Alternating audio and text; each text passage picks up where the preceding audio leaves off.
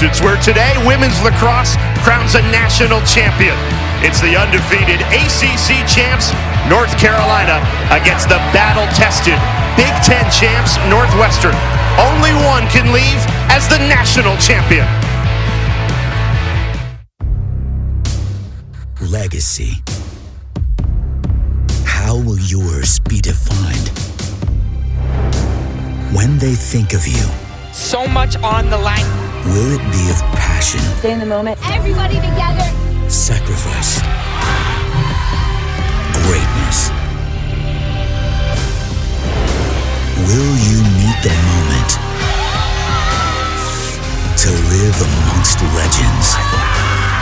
Or watch in the biggest of moments, she has delivered as someone else's dream Sam Smith becomes reality.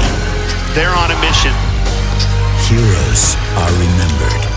Unbelievable moment. But legends live forever. Here at the NCAA Women's Lacrosse Championship. Gillette Stadium is certainly no stranger to legends and championships, and neither are these two programs. Number one, North Carolina, the undefeated Tar Heels, headlined by Chloe Humphrey, a freshman phenom who has taken the sport by storm. And the Northwestern Wildcats, powered by the nation's leading scorer, who has enjoyed a record-setting season.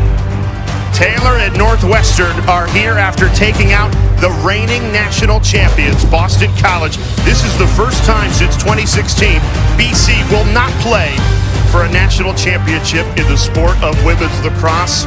And we are set for an epic conclusion to what has been an incredible season. Charlotte North, she and Stanrick Birch, Jay Alter with you. We are fired up for these two perennial powers to go toe-to-toe. Well, for the third straight year, this Northwestern team is back on the biggest stage, the national championship game. Back in 2023, they dominated Boston College 18-6 to win. Last year suffered a heartbreaking one-goal loss to that BC team, but Friday night, we saw the fight and grit. They took down Boston College, down 11-6 in the fourth quarter, stormed back, dominated possession, and they are ready for a battle today. And for North Carolina, they're back in the big game. Most people think of North Carolina, you think championship weekend mainstay, but they've actually missed the past two Final Fours. They were riddled with injuries a season ago.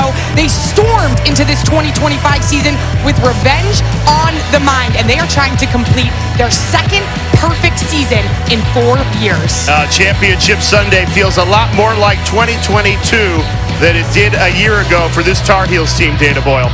Yeah, Jay, it's been a windy road to get back here for North Carolina, a team that was riddled with injuries in 2023 and 2024, keeping them out of championship weekend, but they returned back to Gillette Stadium with a renewed sense of joy. Brooklyn Walker-Welch, a senior captain for Carolina, missed the 2024 season with a lower body injury, told me that missing the last two championship weekends has been at the forefront of her mind. Chloe Humphrey missed 2024 season, her first season on campus, with a foot injury. She's playing inspired along with the rest of the Carolina team this weekend. Jenny Levy, the Hall of Fame head coach for North Carolina. She is 3 wins, 2 losses in national championship games.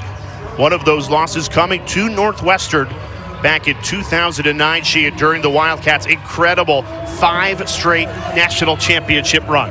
It was an unbelievable story for this Northwestern program. Kelly Imani Hiller been leading the charge, bringing it back in 2001. And in 2005, they won the first NCAA championship, first team outside the Eastern time zone to do that, and they were dominant. 7 NCAA championships, 5 in a row. They are looking to add another one to their trophy case.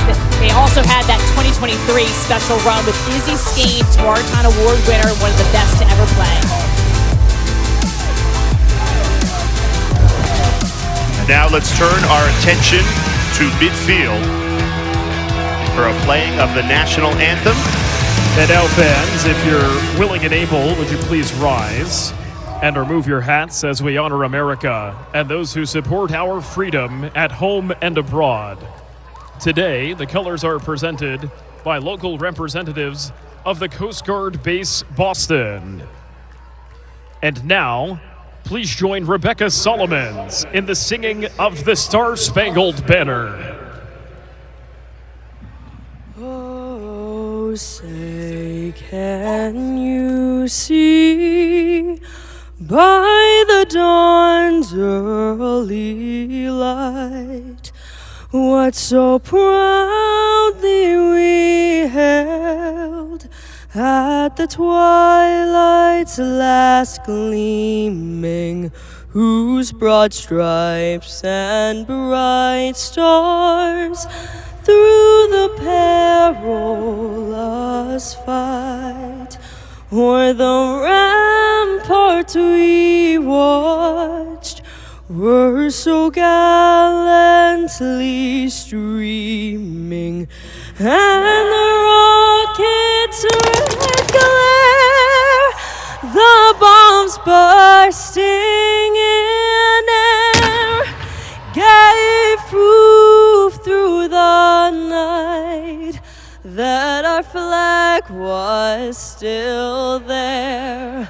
Oh, say does that star-spangled banner yet wave o'er the land of the free and the home of the brave? Rebecca Solomon.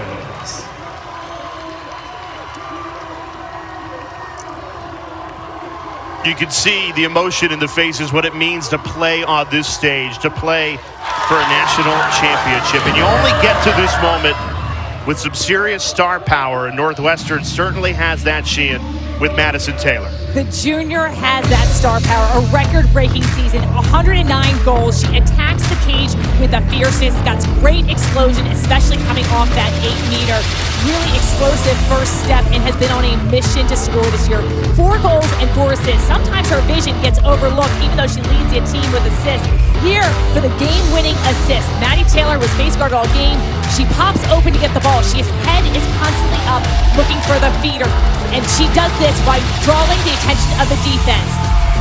You watch here, Boston College, they're gonna slide. This allows Sam Smith to cut into the open space. Taylor with her head up finds her, and Smith is able to cash in for that crucial goal.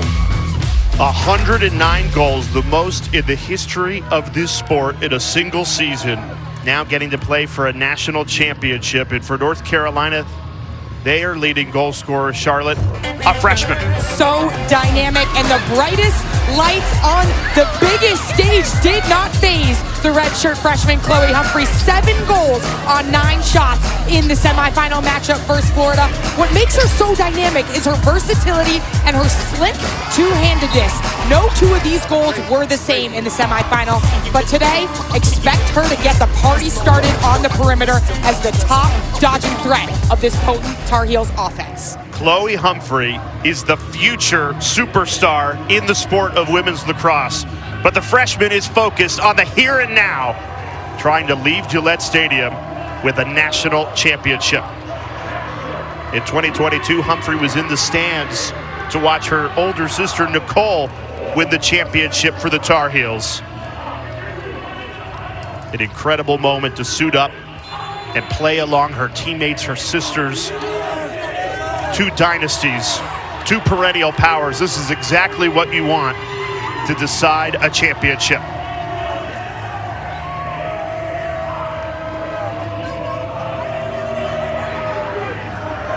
From the first whistle of the fall to today, the final game of May, a season of sweat, belief, and everything in between. You spend that entire time dreaming of getting to this moment, winning a national championship. Well, that dream is alive in Foxborough. Northwestern in black, North Carolina in the Tar Heel blue. Sophie Student, the draw control taker for North Carolina. Sam Smith for Northwestern.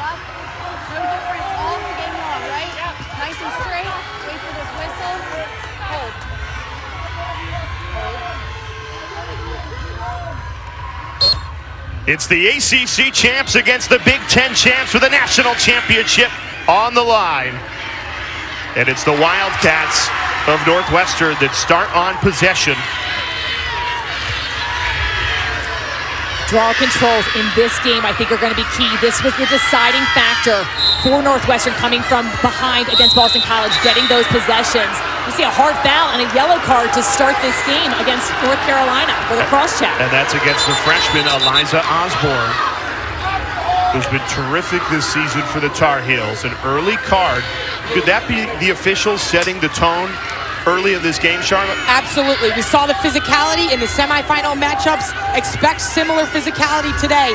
Both units for both of these teams like to play fast and throw a first punch. So Northwestern starts on the power play. Just 25 seconds into this national championship game. When the Wildcats have the ball, all eyes on 25. Madison Taylor just passed it away there. Nation's leading scorer. You know she's going to look to go to goal on the power play.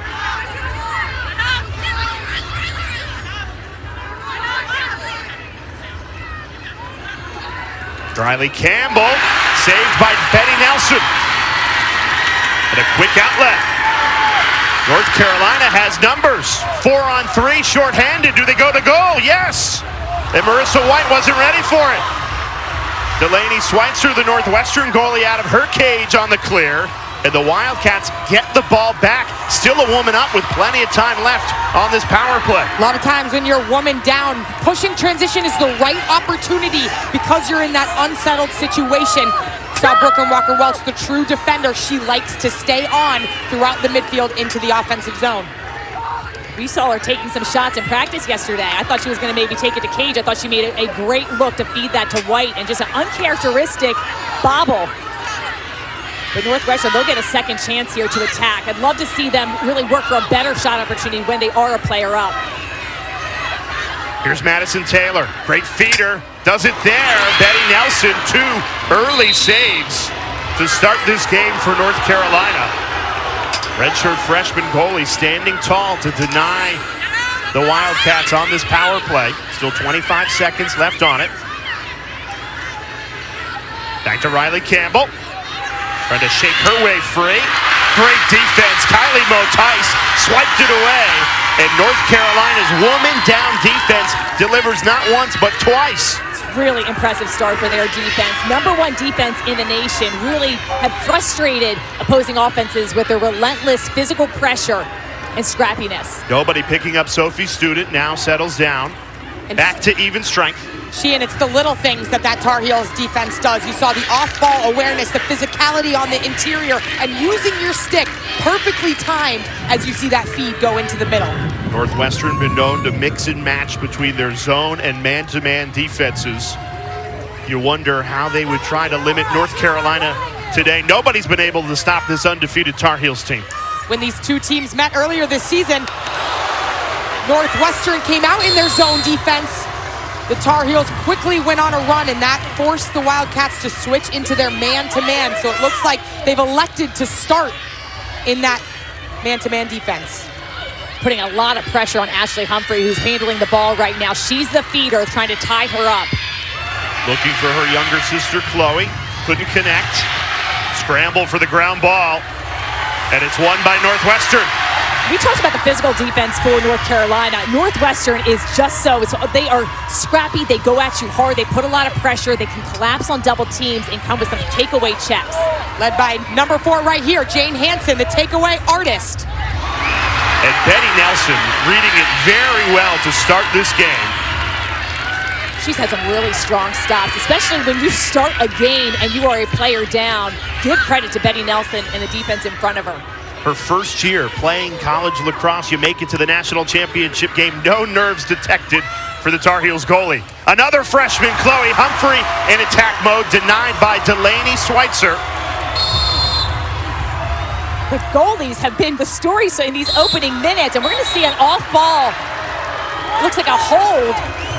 Ashley Humphrey was being face guarded, held off ball. They're going to set her up with the ball. Alex Blake being called with the hold. She's drawn the assignment, the face guard assignment, trying to deny Ashley Humphrey of the ball. A little too physical there. So what a moment this is for Ashley Humphrey, who leads the team in assists with 86. Passes off the 8-meter. Kate Levy tracks it down, keeps the Tar Heels on possession here.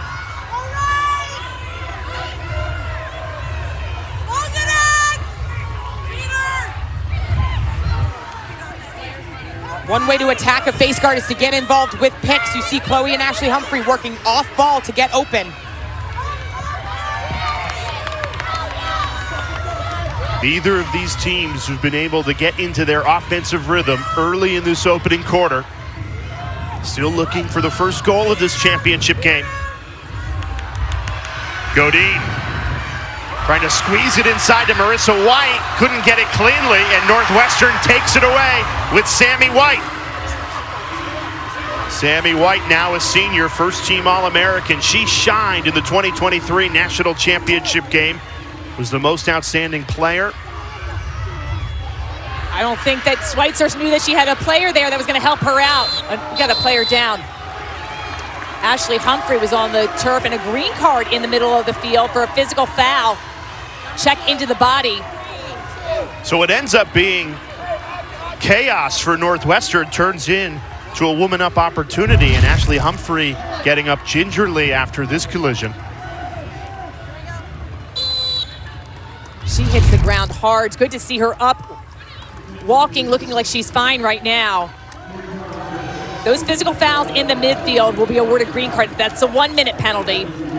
You can see how much the nerves are evident on this stage. It's the last possible day you can play. It's the biggest stage in the sport. It's what you work for all year long. But you got to be able to settle in. What can Northwestern do differently on this power play? They struck out the last time. One, they've been shooting high. They got to mix up their shots. Shoot to space. They're going against a hot goalie right now in Nelson. Great pursuit. And on the end line, I think they're going to call a push. So this will stay Northwestern's ball. And that's a smart play by Miles right there on the end line. If she would have picked that up, she would have run out of real estate.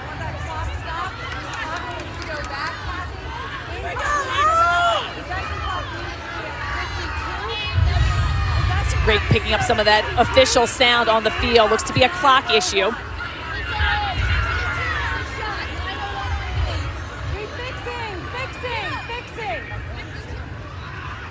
In a national championship, every second matters. So Nikki Miles will start with the ball. This has just been a frenetic pace, back and forth. The defense coming up with some great takeaways, goalies with some big stops. Offense needs to settle in. You saw Chloe Humphrey have a couple early shots. Usually, she's able to convert cleanly on them. You just want to take the extra second. You can feel sometimes rushed, especially when there's been a few misses. Take that chance, take that extra second to look for the right place in net, throw in the fake, whether it's with your stick or your head fake. And Shane, the best way to settle in is to get everybody a touch and use the entirety of the shot clock to try to work for the best opportunity.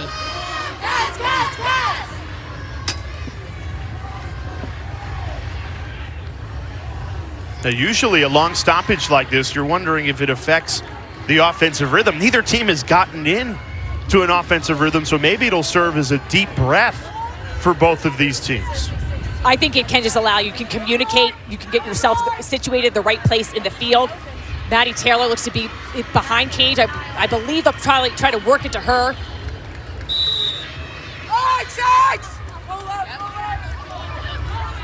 Northwestern still on the power play. Can they cash in?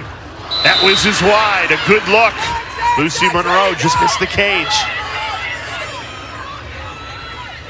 Another opportunity, and this time it finds the back of the net. Abby Locascio opens the scoring, and it's Northwestern who draws first blood.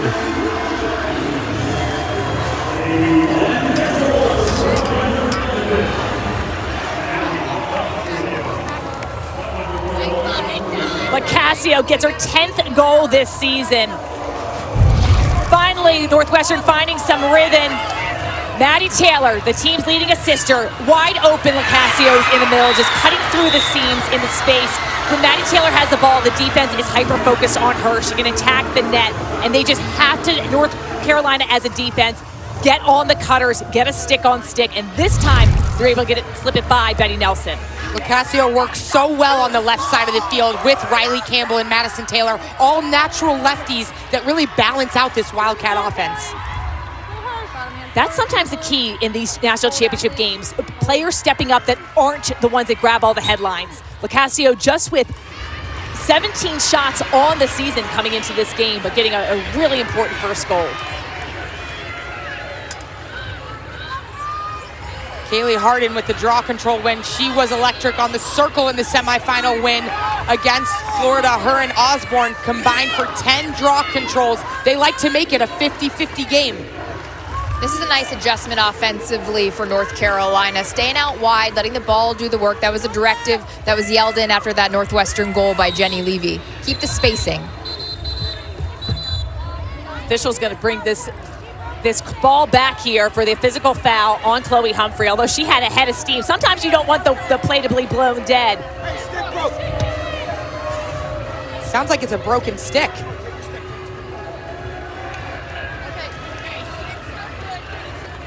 You can't play with a broken stick, so heads up play that she's able to switch that one out. The shaft of 31 on Northwestern split, Charlotte. You're absolutely correct. And that's why you got to have plenty of backup sticks. Make sure that the pockets are worked in. Be ready for it to the head to break or the shaft to break. Great quick slide for Chloe Humphrey. They know how dangerous she is. Osborne weaving in. Lost control. Schweitzer, the goalie, battling for it. Jane Hansen trying to muscle her way out of traffic. And Northwestern has turned North Carolina over for a 5th time midway through this first quarter. Very uncharacteristic for this undefeated North Carolina team. And those turnovers just really juice up this Northwestern team. You're going against a #1 offense in the nation. You know that when you can come up with a turnover or a save, that is huge. Jane Hansen, one of the best in the game defensively, coming up with the back checks, but crucial in getting those critical ground balls. And she's in position for these clean checks, even after you feel like Osborne was running to daylight, running right down the center of the 8-meter. Just stays in the play, doesn't take her eye off the ball. Perfectly timed takeaway. And we've seen Osborne all season long, just dicing through the defense. Such a quick first step. Great two-way midfielder.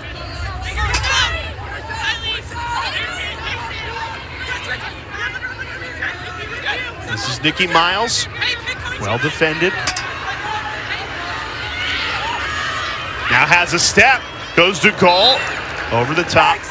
Now it's closest to the ball when it goes out of bounds. Unlike other sports where if you shoot and miss the other team and it goes out of bounds, the other team gets it. Madison Taylor tries to go to goal, and that time the closest to the ball was the goalkeeper, Betty Nelson, to win possession for North Carolina. And we are playing all the yellow lines today here at Gillette Stadium. The men's championship tomorrow right here on ESPN. They'll play the white lines for that, but it is all yellow today for our women's title game. Chloe Humphrey with the ball. She put the team on her back in that game Friday against Florida. Scored 3 straight goals after UNC ended the first quarter down 4-2. Really impressed with her. I'd like to see everyone work the ball. It can't just be the Chloe Humphrey show, but she definitely put on a show in Friday night's game with 7 goals. They find Chloe, and she stings the corner. That's more like it for North Carolina. Gian, you just talked about their slow start to the semifinal before they rattled off 18 unanswered. Chloe Humphrey starting the party. Chloe Humphrey, the redshirt freshman, unfazed by the brightest lights on the biggest stage. She ties this game up at 1.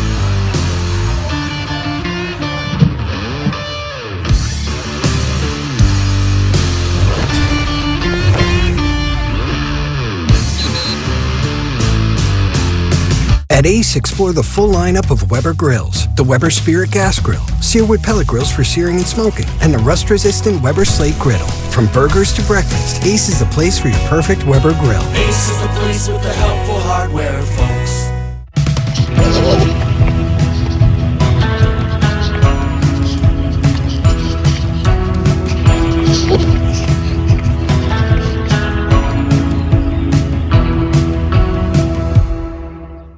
We're still here 20 years later. Who knows what's going to happen next? We want bigger than we've ever seen before. You have just set the bar for season 20. AGT. Check your local listings. Want a sleek that stays up to 5 washes? It's possible. Garnier presents New Fructis Sleek and Stay Serum. Patented water-resistant technology to block out frizz.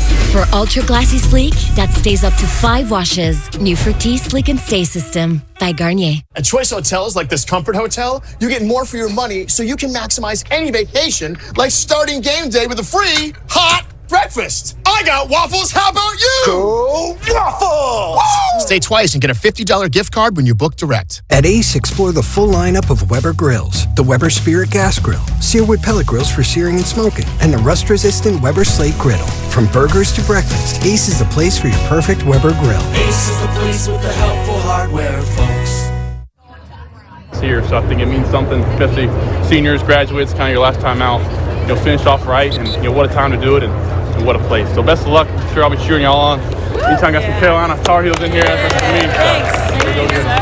How cool is that?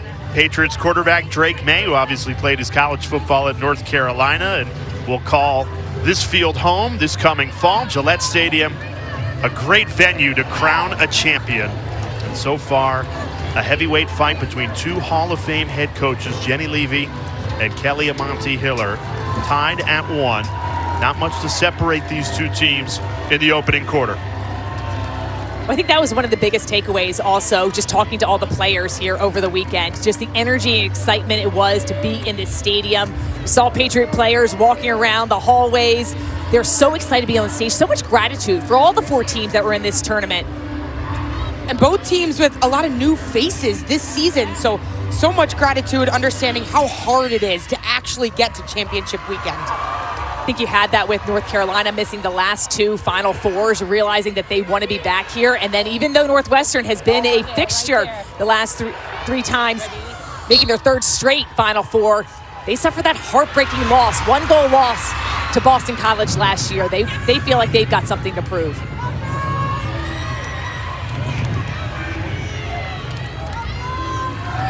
And it's just been an awesome weekend of lacrosse. It finishes tomorrow. 4 straight days as we crown a champion on the women's side today and the men's side tomorrow, 1 p.m. Eastern, right here on ESPN. For more information, NCAA.com, your official online home for all 90 NCAA championships.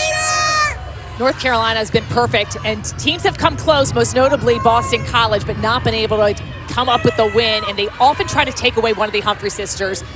Northwestern still trying to face guard Ashley Humphrey. This is going to be a foul. With that check, any check that's into the body, into that head area will be whistled. You can see how much space they're giving Chloe Humphrey, this North Carolina offense, to operate and go to work. Beats the double team, but it's saved by Schweitzer. What a save by Delaney Schweitzer. Rescued that possession for Northwestern. 1, 2, 3. Emerson Bolig, so much speed, 45 in black, a one-woman clearing machine. It's surprising that Madison Taylor, the nation's leading scorer, has been very quiet in this first quarter, 25 in black. Sam Forrest is tightly marking Madison Taylor. That is first-team All-American on first-team All-American. A matchup to keep your eyes on right here. Taylor has it. Double team comes in, retreats. Forrest all over Taylor. Still manages to pick the pass. Bolig. Save made, Betty Nelson. Poor save for Betty Nelson. These goalies have come to play. We talked with Delaney Schweitzer, who's at her 3rd college. Started at USC, spent time at Syracuse, now Northwestern for her final year. She's been battle-tested and said this is her last collegiate game. She knows what's on the line. She looks like she's got something to prove today, early with making some of those big stops. And sometimes when you're so fortunate to play on the last day of the college season, you know that it is your last game. You leave it all out there on the line. You both finished your college careers in a national championship game, right? Mine was a loss, but yes, that is how I finished. But it's a great memory. I'm right there with you. Misery loves company. Thank you, Jay. Thanks, Jay. Kate Levy bounces it home. The head coach's daughter, Kate Levy. Levy fires North Carolina in front.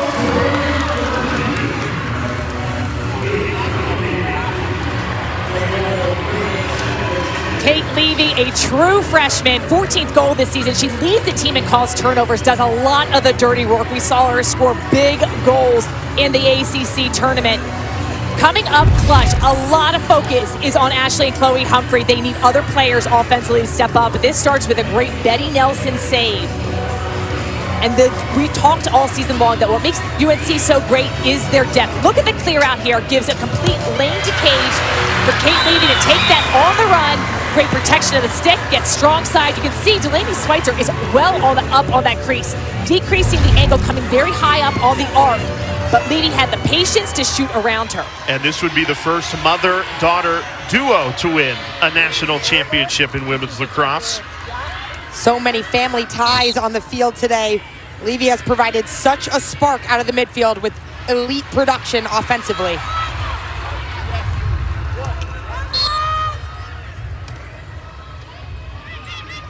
North Carolina has now won 3 straight draw controls, and this is what makes the Tar Heels so difficult to go against, is when they get rolling, it is make it, take it. We certainly saw that in the semifinal win against Florida when they scored 18 unanswered goals. I've never seen anything like that, their performance. They were down in that first quarter, but then they started winning possession, and that was key, and they just never looked back. I feel like they had some jitters in those opening minutes, but possession is everything. When these two teams, you got to make sure they count. That draw is going to be a crucial battle.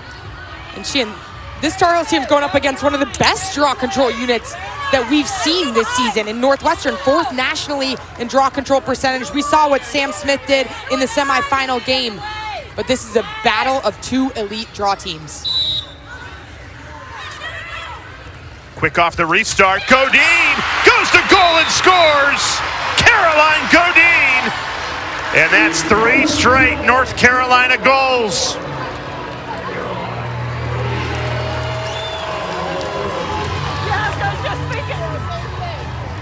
Ashley Humphrey being denied the ball behind. Caroline Godine says she can handle from X. She initiates with a hard drive off of this restart. She catches and attacks right away. That's what gets the defense unsettled in a chaotic situation. And it's that subtle plant step, hesitation, and patience by the junior attacker to win her step to a better angle. Godine's role for this offense has evolved over her time in a Tar Heels uniform, being such an off-ball threat this season with players like Chloe Humphrey and Ashley Humphrey surrounding her, but she shows off her shake right there.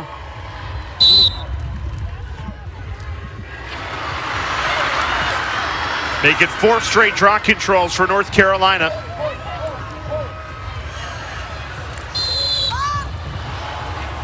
Stop the play. And a lot of these whistles in women's lacrosse are all about safety. Any check, cross the body, dangerous, will be whistled and reset. Can result in an 8-meter like we're going to see right here. Not a great angle here for Eliza Osborne. She's going to be on that hanging hash mark, but she's got an excellent first step. Wouldn't be surprised if she tries to attack to get a better of an angle. Looks like she's in passing mode, though. It does just that. And now a free position on the opposite side of the arc for Addison Patillo. I love this look because sometimes you don't like your angle, but you have someone behind you. So quick ball movement can find the backside just like that. Patillo, another member of the star-studded freshman class.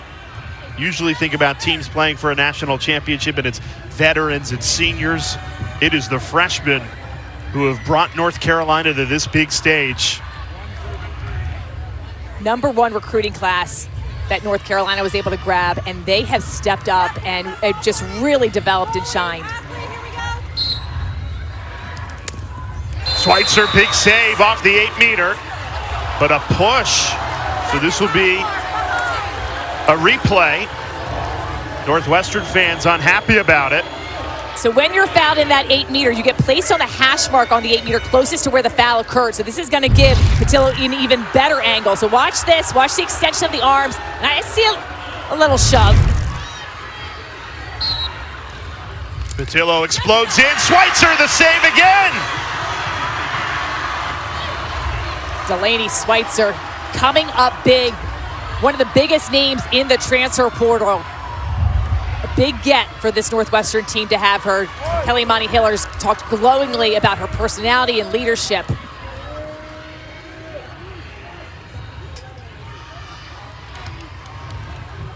Had made it to two Final Fours championship weekends with Syracuse, but never made it to the final day of the season. Delaney Schweitzer. Now she does it against North Carolina. Less than a minute left to this first quarter. Northwestern started the scoring, but they've been scoreless for 8 minutes now. This Northwestern offense has to continue to give each other space to dodge and operate. Especially when you get the ball to Madison Taylor, you got to give her room to go.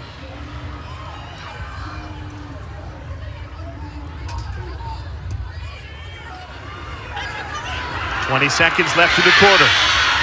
Nikki Miles far away from goal.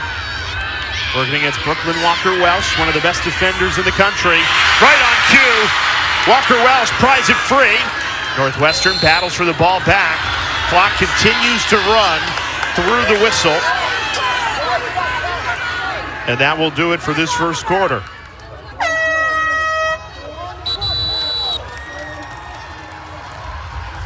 North Carolina, 3 straight goals. Northwestern scoreless for the final 8.5 minutes of that quarter as we are just getting started in our national championship clash.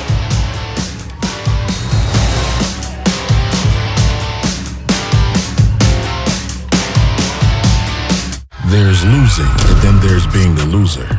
Game time comes with enough pressure. Way too often, people are betting on sports, losing, and taking it out on the athletes. Only a loser would harass college athletes after losing a bet. But it happens almost every day. Root for your team. Get crazy when the buzzer sounds. But don't harass anyone because you lost a bet. It's time we draw the line and put an end to the abuse. Brought to you by the NCAA. If you're an executive this sure, the NCAA, driving change to do more for today's student athletes. The NCAA programs deliver $4 billion in scholarships every year. Those D1 scholarships are now guaranteed. Health and well-being services are mandatory.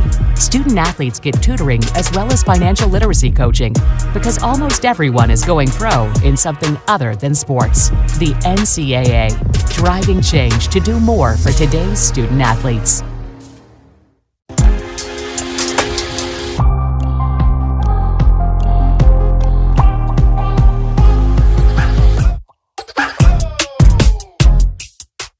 Life's a cruise, that's the move.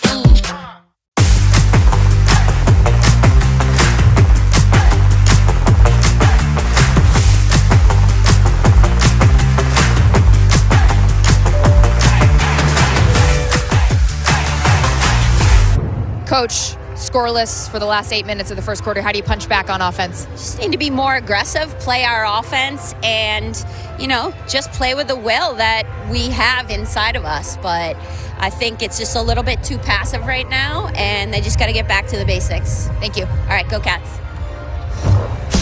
Only down 2 goals because Delaney Schweitzer, the goalkeeper, was terrific. You can see her really exploding to the ball, making critical saves, maintaining the ball in the crease, not allowing those rebounds. Really impressed with her play so far. She knows this is her last collegiate game. Coming off that win against Boston College, she told us yesterday in practice, I played Boston College 8 times. I never won against them until Friday night.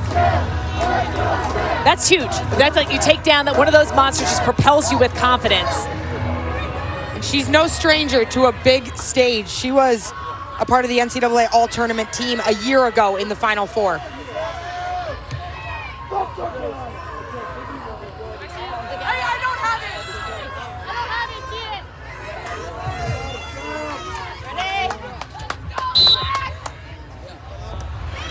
And it's surprising to see Northwestern get dominated at the draw to start this game. North Carolina has won 5 of the 6 draw controls we've seen. Sophie Student has really done a great job developing throughout this season and developing chemistry with her unit for North Carolina at the draw control. But she's been able to control the ball so far in this one and dictate where she's placing the ball. and they're all on the same page.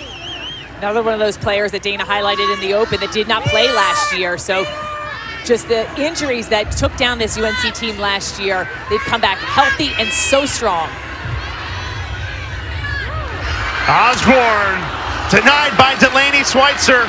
Wins it back though off the rebound, keeps it alive for North Carolina. Now 5 saves for Schweitzer. We were just talking about her heroics.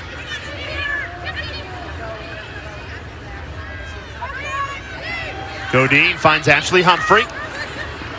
Feeds it back inside, and Marissa White fires it home.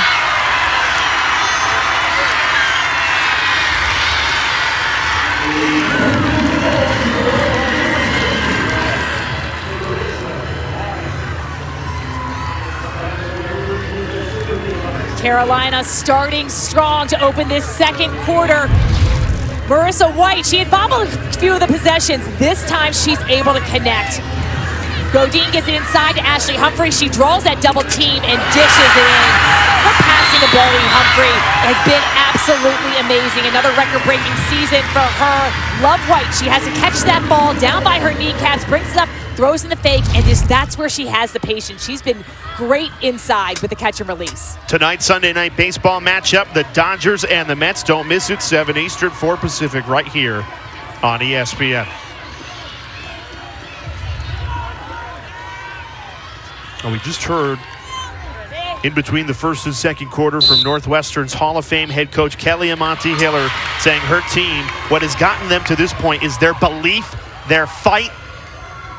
How do they trigger that? Ignite it, Sheehan, down 4-1. One, they realized, they know they've been down. They battled back. They were down 6-2 against Maryland in the Big Ten championships, came from behind and won. We saw what they did, the magic they brought, winning down 5 goals against Boston College Friday night. It starts with getting those possessions. Their defense has played strong. They need to attack the cage and take their time on the shots. They've gotten some good looks on net. 8 shots, they just need to convert better. An opportunity on the 8-meter. All the way in the back. 6 out. 6 all the way out, Blue. That's not out. That's just closer to her. Upright, please. Passing off the 8-meter. We saw Northwestern do that a few times in the semifinal, not to go to goal off free positions.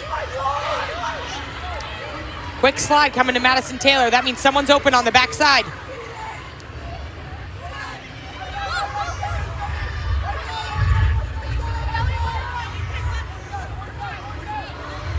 Weaving in. This is the cage again. Still time on the shot clock, 35 seconds. This is a Northwestern offense that loves to utilize the pick game on the elbows, on the wings. They like to use that 2-player game, cause miscommunication within a defense. They did it just there to get Taylor the ball, a collision. And this will earn Madison Taylor a free position where she has been so dynamic this season. 35% of her goals have come off the 8-meter. So watch the block here. Kate Levy, 13. So this sets up Maddie Taylor on the 8-meter. She loves this hash. Left-handed player. Typically likes to run this in, attacks at full speed, heading to net. The nation's leading scorer, charging in, denied, didn't get a clean look. The collapse from Carolina was brilliant, and now the Tar Heels are off and running in transition.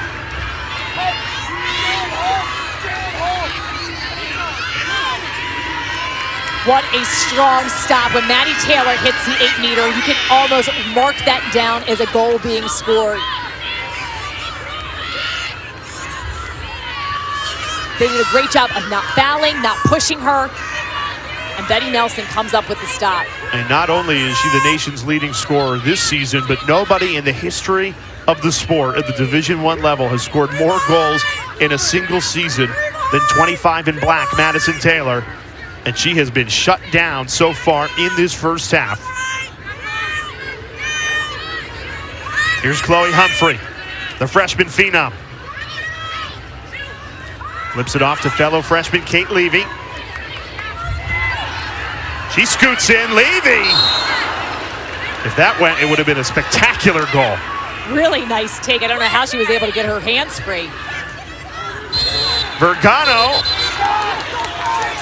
Shooting space was whistled before Vergano released it.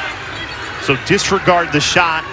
It'll be Vergano, the lefty, who steps up now for a free position. Vergano, the Virginia Tech transfer, moved to North Carolina to play in games like these. National championships. Bouncer low. Delaney Schweitzer read it the whole way. She's been playing a high arc today. She's trying to take away the angle for the shooter. It makes it so difficult when you step up to take an 8-meter and you see a goalie playing a high arc because you don't see a lot of netting around them and you're not quite sure. It makes you second guess your plan of attack. And Vergano with that bouncer that was also high in the crease. If a goalie's gonna play a high angle, you need to make a better bouncer closer to the goal line or shoot around them. Oftentimes they bait you. It's weird as a shooter when you see a goalie come out, you almost shoot into them. There's just a natural reaction. You just have to take that extra time. I'd like to see Northwestern offensively really move the ball a little bit quicker. Don't get it stuck in anyone's stick. Pass, move, try to dodge and look, but kind of rotate. Now the double team is here. Somebody's open. Where are they? Got to get to space.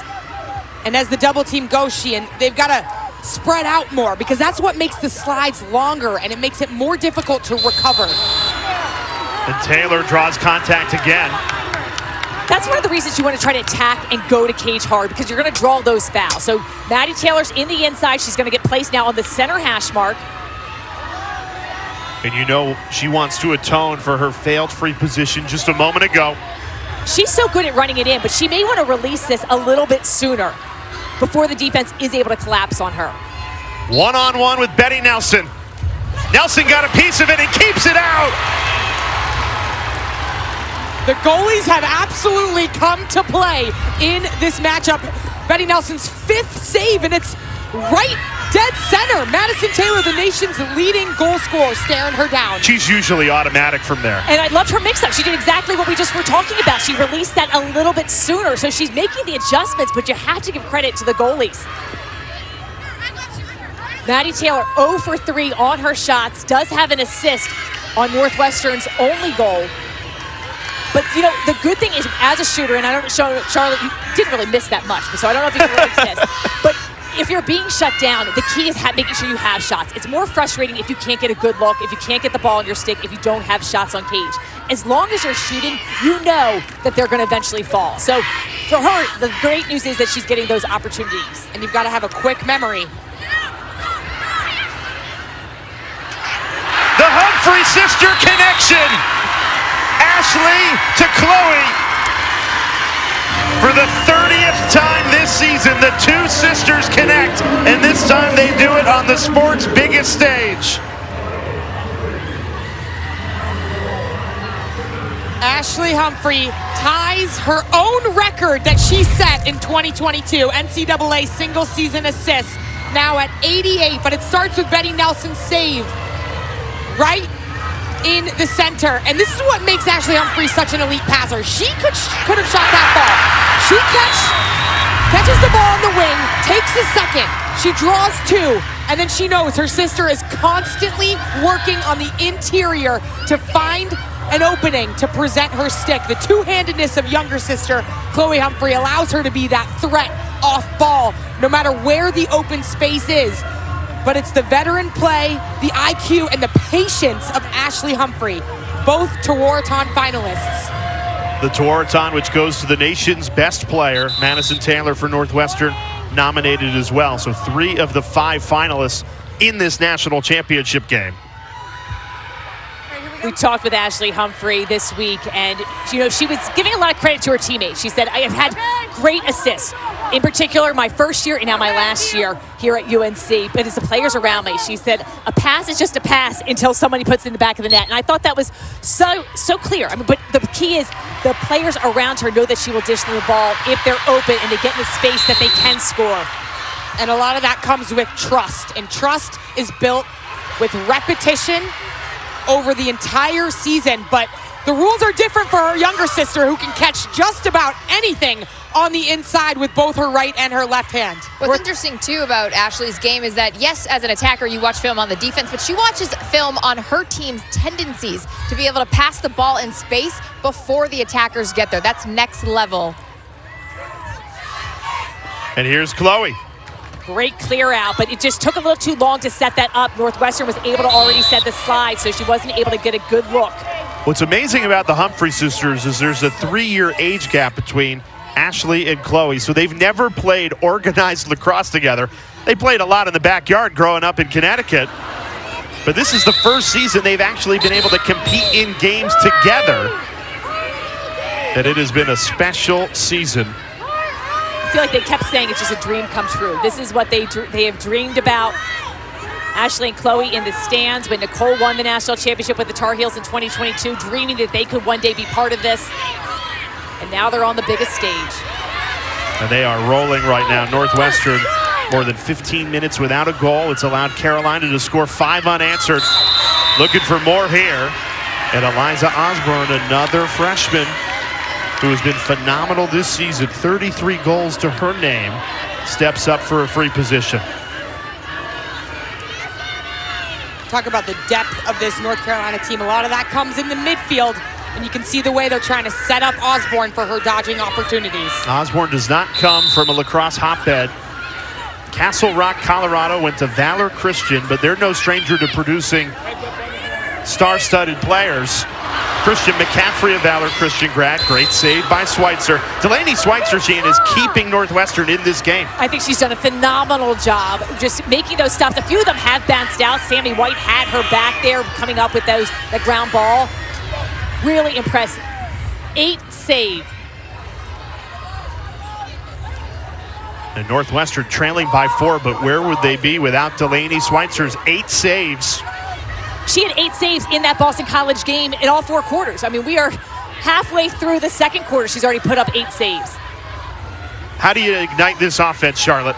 You've got to continue to draw double teams, and a lot of that starts with Madison Taylor, but you've got to set yourself up with space to operate. Right on cue! Northwestern needed that.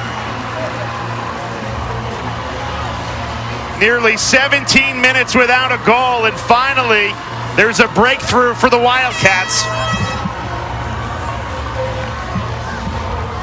Taylor LaPointe perfectly executes the 2-player game on the wing. She slips right off as the double team jumps, steps in, rips.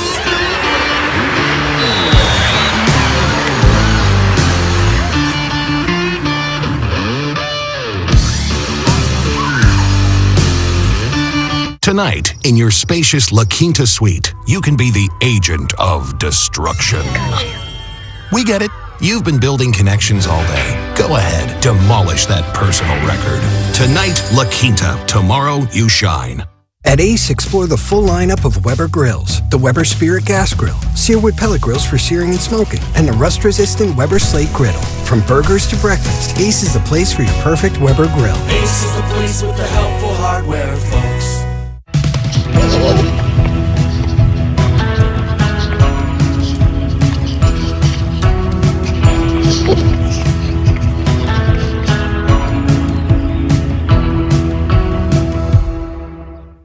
Oh, great presentation, Tim. Could you email me the part about Geico, making it easy to switch and save hundreds? Oh, yeah, sure.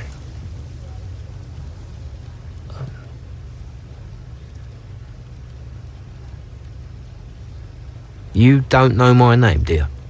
Of course I know your name. I just get you mixed up with the other guy. What's his name? What's your name? Switch and save. Get more with Geico. Could you just tell me? I want this to be over.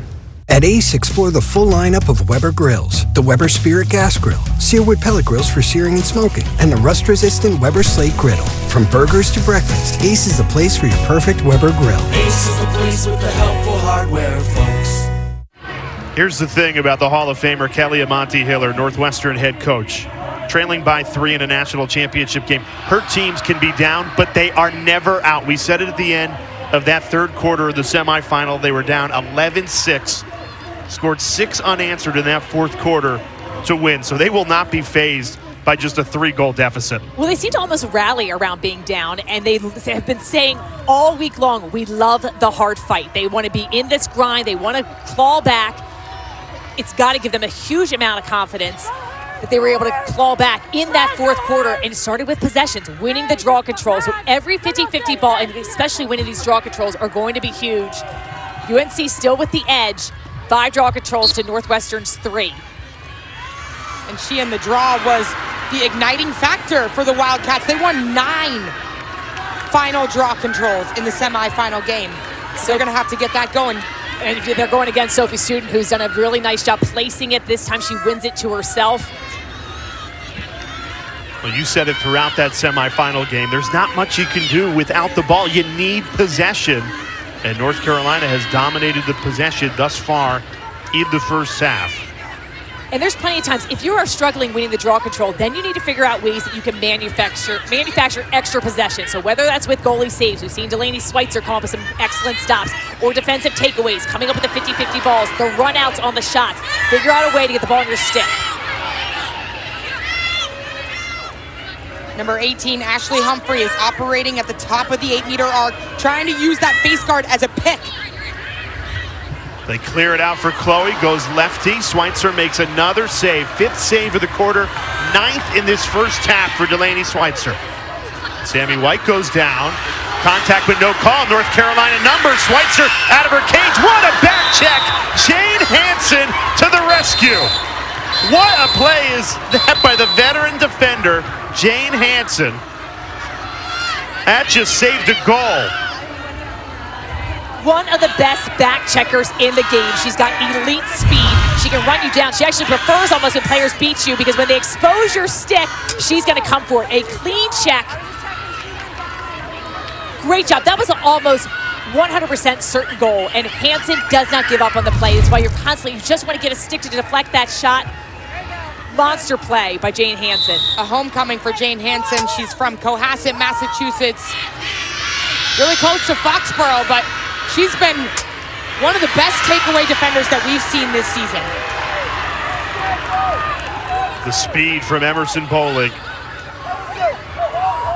Perfectly executed again in the clear. Riley Campbell, no angle, passes it back to Madison Taylor, trying to throw it into Aditi Foster.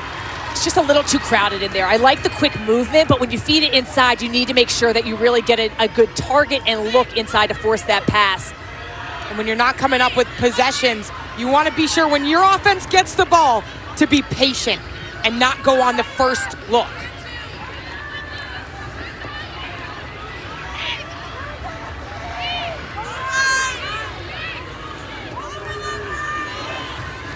We've seen different teams try to put face guards on UNC all season long. With the last couple of meetings, they've actually opted to pull the person being face guarded completely out.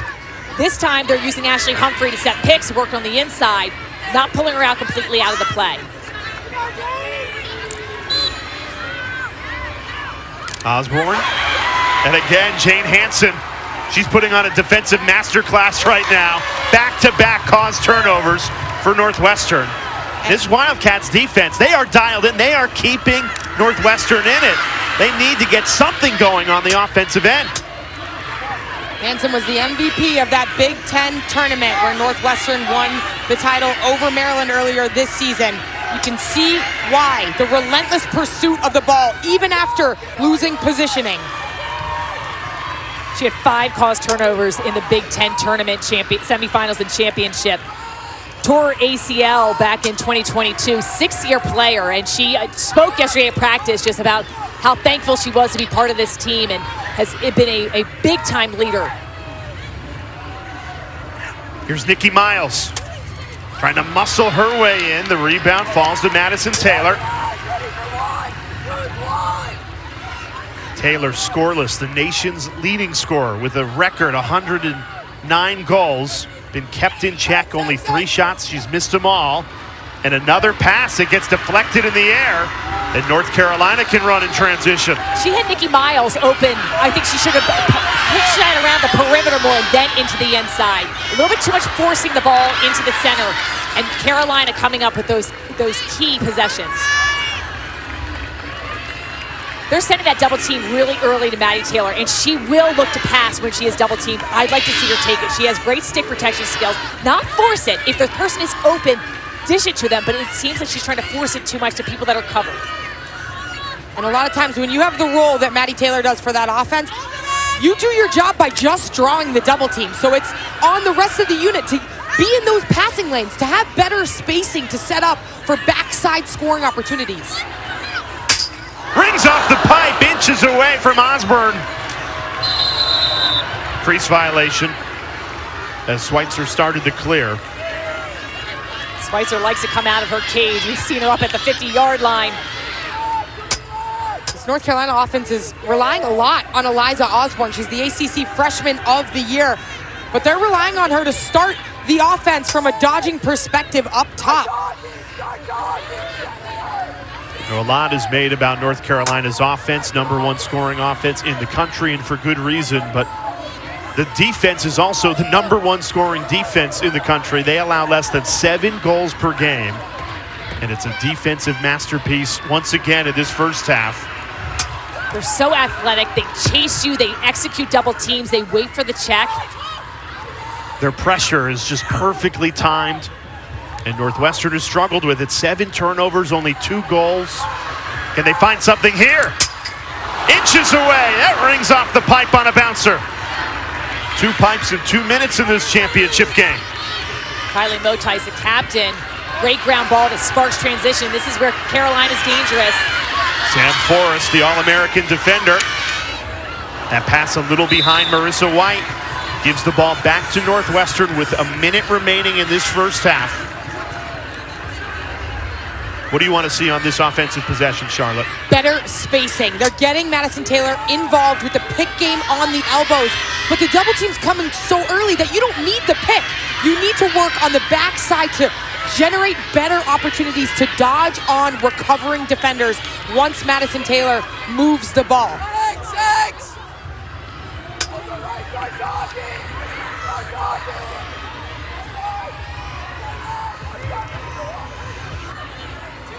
A little crowded. The slide is coming too easily. They've got to create more space. Cutting through, even overload. Work your 2-man game, the pick game on the opposite side, but got to create a lane to get to cage, and then maybe draw the foul or draw the slide, and then you dish. Carolina with 10 seconds left to this first half. Can they increase their lead? Kaylee Harden. A hard foul, and that will stop the clock.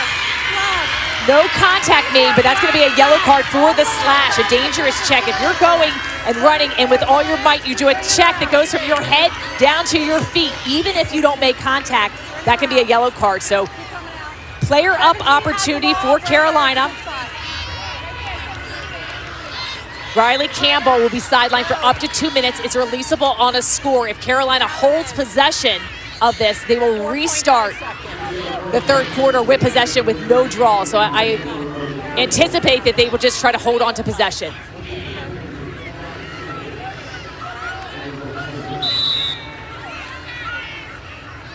And North Carolina will move to the second half with a 3-goal lead and on the power play. So there will be no draw. North Carolina will start with the ball in possession, woman up. Coming up at halftime, you'll get a preview of a Memorial Day tradition, the NCAA Division I Men's Lacrosse National Championship. John Tillman and Connor Busick will be on set, the 2 head coaches. Tillman, a Memorial Day staple, the Maryland head coach, and Connor Busick trying to win Cornell's first title since the 1970s. Looking forward to that conversation as North Carolina heads into the locker rooms in the driver's seat with a 3-goal lead. Let's hear from Tar Heels goalkeeper Betty Nelson down with Dana Boyle. Betty, you just held a Northwestern offense to 2 goals in that first half. What's critical in containing them?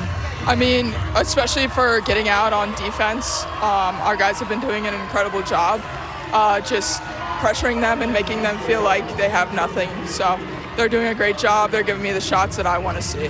Thanks, Betty. Yeah, thank you. Betty Nelson, 6 saves in that first half. North Carolina, a 3-goal lead. On the other side, you'll be in studio. Rachel DeCecco and Drew Carter have you covered.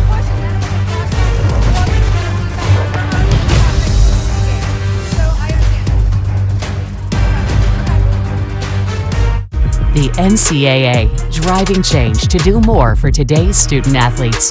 The NCAA programs deliver $4 billion in scholarships every year. Those D1 scholarships are now guaranteed. Health and well-being services are mandatory. Student athletes get tutoring as well as financial literacy coaching because almost everyone is going pro in something other than sports. The NCAA, driving change to do more for today's student athletes. Ready to start? There's losing, and then there's being the loser. Game time comes with enough pressure. Way too often, people are betting on sports, losing, and taking it out on the athletes. Only a loser would harass college athletes after losing a bet. But it happens almost every day. Root for your team. Get crazy when the buzzer sounds. But don't harass anyone because you lost a bet. It's time we draw the line and put an end to the abuse. Brought to you by the NCAA. And Doug. Okay, here's what you want to do. Save hundreds when Liberty Mutual customizes your car insurance. Are you a caddy? No, I'm a Doug, and that's a Limu. Okay, I'm gonna putt now. Okay, I'm gonna watch you putt. Oh! Nice birdie. Yes, he is a very nice birdie. Oh no, Limu! The cards! Only pay for what you need. Liberty, liberty, liberty, liberty. Time of the national championship, North Carolina leads Northwestern 5-2. Both goalies playing outstanding. Drew Carter alongside the Tewaaraton winner, two-time national champ Rachel DeCecco. What jumped out from that first half, Rachel? Drew, defense wins championships. This North Carolina defense is absolutely swarming this Northwestern offense. Other players other than Maddie Taylor have to get involved. Drive hard, draw the slide, open up space for Maddie to get to work. Yeah, Maddie with no goals, 1 assist on 3 shots in the first half. This is the player with the all-time record for a single season for goals, more than 100 this year. Her team's got just 2. They trail UNC by 3 at the break. Coming up, we'll talk with both head coaches in the men's national championship. That's right after this.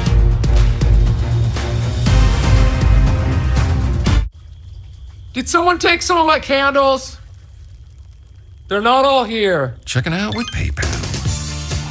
You can pay your own way. I'm still in here. This is the only time I get all week. Still have moderate to severe ulcerative colitis or Crohn's disease symptoms after taking a medication like Humira or Remicade? Put them in check with Rinvoq, a once daily pill. When symptoms try to take control, I got rapid relief with Rinvoq. Check. When flares try to slow me down, I got lasting remission with Rinvoq. Check. And many were in remission, even at nearly 2 years. And Rinvoq helped visibly reduce damage of the intestinal lining. Check. Rapid symptom relief, lasting remission. And visibly reduced damage. Check. Rinvoq can lower ability to fight infections. Before treatment, test for TB and do blood work. Serious infections, blood clots, some fatal. Cancers including lymphoma and skin, serious allergic reactions, GI tears, death, heart attack, and stroke occurred. CV event risk increases in age 50 plus with a heart disease risk factor. Tell your doctor if you've had these events: infection, Hep B or C, smoked, are pregnant or planning. Don't take if allergic or have an infection. Put UC and Crohn's in check and keep them there with Rinvoq. Ask your gastroenterologist about Rinvoq. At Ace, explore the full lineup of Weber grills. The Weber Spirit Gas Grill, sear-wood pellet grills for searing and smoking, and the rust-resistant Weber Slate Griddle. From burgers to breakfast, Ace is the place for your perfect Weber grill. Ace is the place with the helpful hardware, folks. This telecast is copyrighted by the NCAA for the private use of our audience. Any other use of this telecast or any picture, descriptions, or accounts of the game without the NCAA consent is prohibited.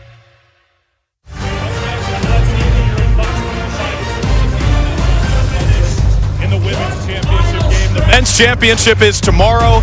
It's a rematch of 2022 Cornell against Maryland, and it is a treat to have both coaches joining us here on set. As you see, in a season of chaos, it is the 1 and the 2 meeting up in the championship game. It'll be a sea of red here at Gillette Stadium tomorrow at 1 Eastern on ESPN. Great to have Connor Busick of Cornell, John Tillman of Maryland with us. A little bit awkward maybe that they're here together playing tomorrow. John, why don't you start by telling us exactly how you're going to defend C.J. Kurse tomorrow? No, we kid.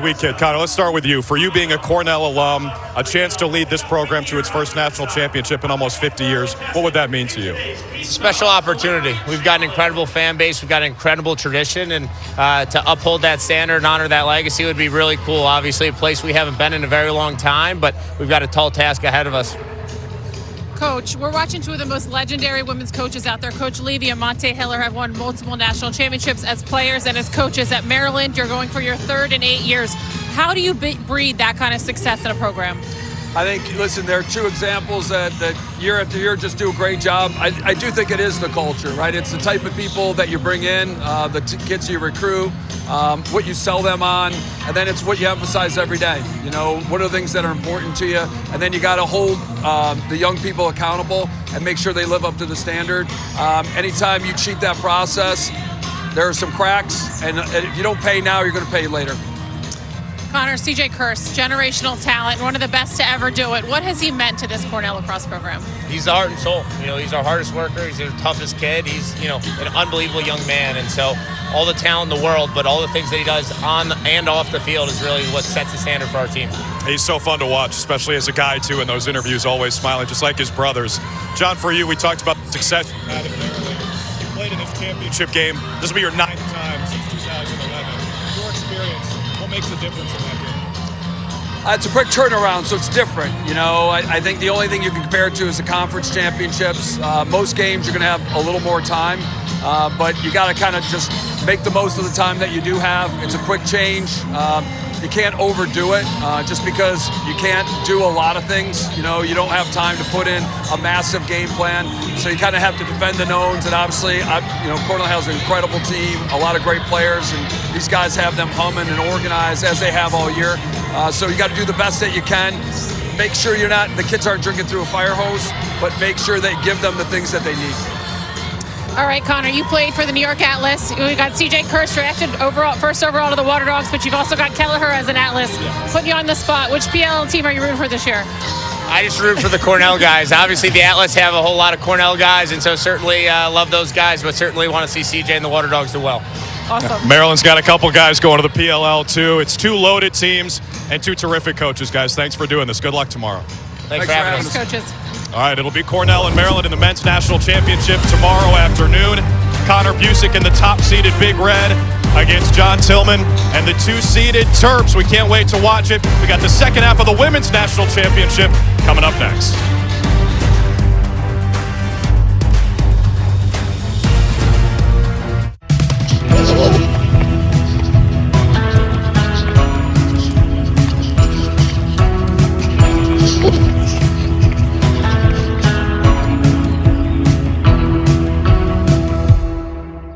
At Ace, explore the full lineup of Weber grills. The Weber Spirit Gas Grill, searwood pellet grills for searing and smoking, and the rust-resistant Weber Slate Griddle. From burgers to breakfast, Ace is the place for your perfect Weber grill. Ace is the place with the helpful hardware, folks. The road to national championships runs through NCAA.com.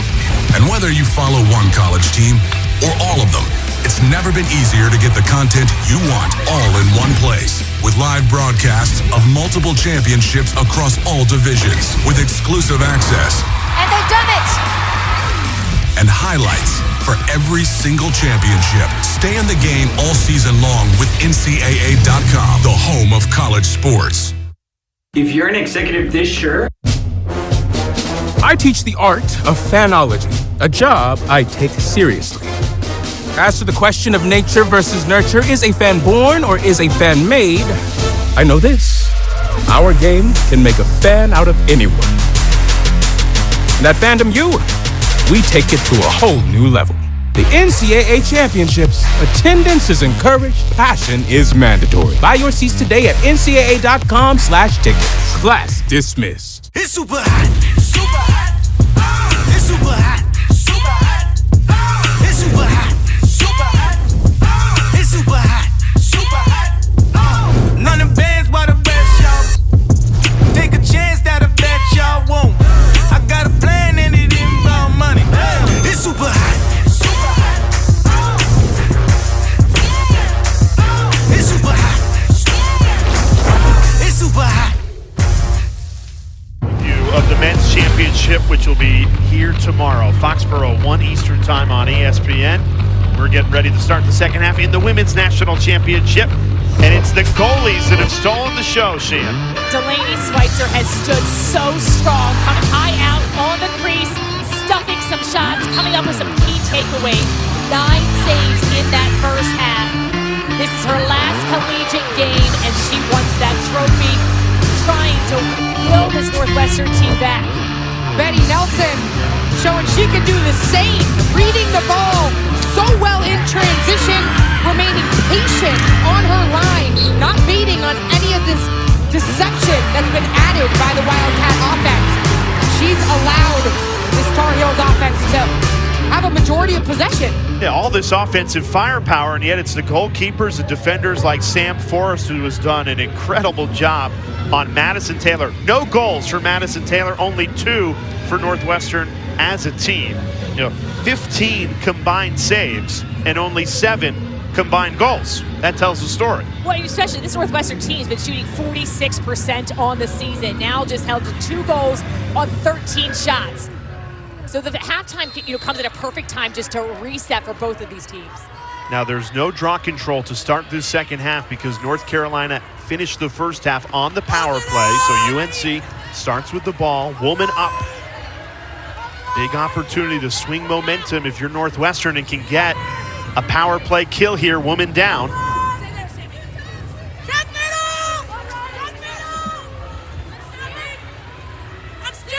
Ashley Humphrey finds Marissa White. Schweitzer got it with her foot. Delaney Schweitzer picks up where she left off. Sam Smith thinking about going to goal shorthanded. She was on her way there, dispossessed. Northwestern wins it back with Nikki Miles. That was an unbelievable kick save. Marissa White was left wide open on the inside, executing the power play unit, but it was a kick save for Schweitzer. You want your goalie to make the saves that they need to make, but she is stealing some of those saves, really using her body well, reading the angles. Speaking with Kelly Amante-Hiller coming out of halftime, she said just that. She and defense is doing their job, but the onus needs to be on the offense to take care of the ball. They're getting the possession, but oftentimes it's empty. It's a turnover. They need to be more responsible on the offensive end when they have the ball. And we've seen some of those feeds inside that have resulted in turnovers. So taking their time, and as Kelly Amante-Hiller told you, Dana, just going back to the basics, just the little things. This Tar Heels defense is pressing out extremely far. They are player up, so they're able to do that without taking too much risk.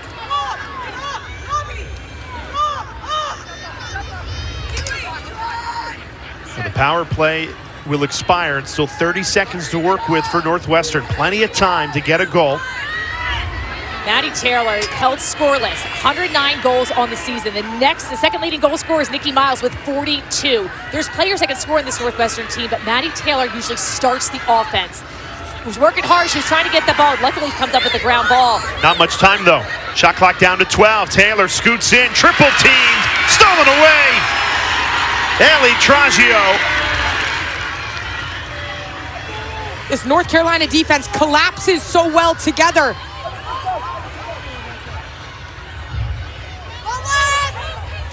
Chloe Humphrey calling for it. She gets it. Already 2 goals today for the freshman. Talk about the little things with the defense, Sheehan. They're always able to see ball and girl. They're timing their slides to Madison Taylor, but it's not just the first player going as that help defender to double team Maddie Taylor. It's the second layer of that, the next slide to cover ground and make it extremely hard to see anything on the backside.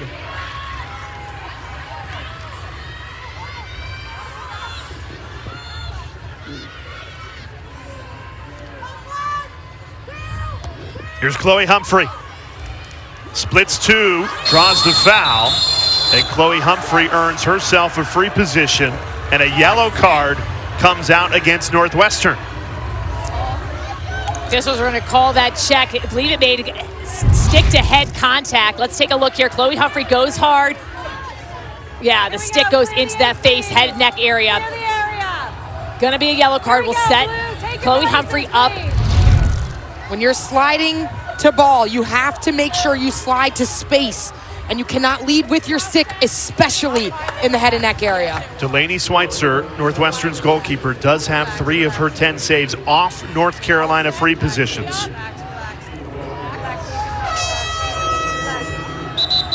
Play has been blown dead before Humphrey could charge in. So it looks like we are going to be stopping for a review. Kelly Imani Hiller looking at the iPad.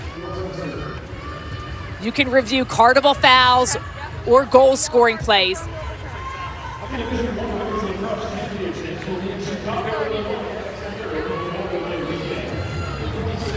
one replay we saw, it didn't look like this could be overturned.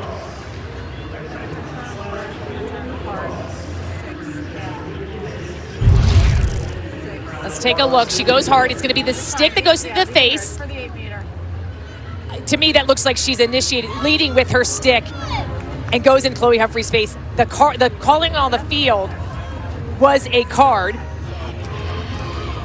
And they're looking at if they made contact with the head and neck area. From this angle, it's hard to see if it's contact with her shoulder and arm or that stick makes contact. It looks like she makes contact with her goggles.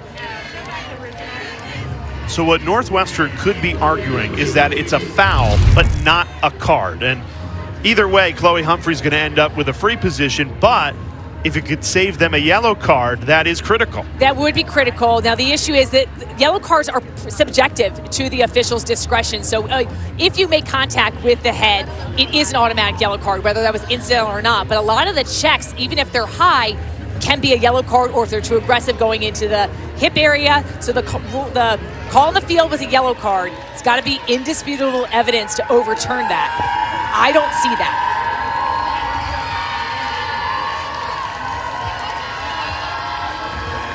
Let's get the call.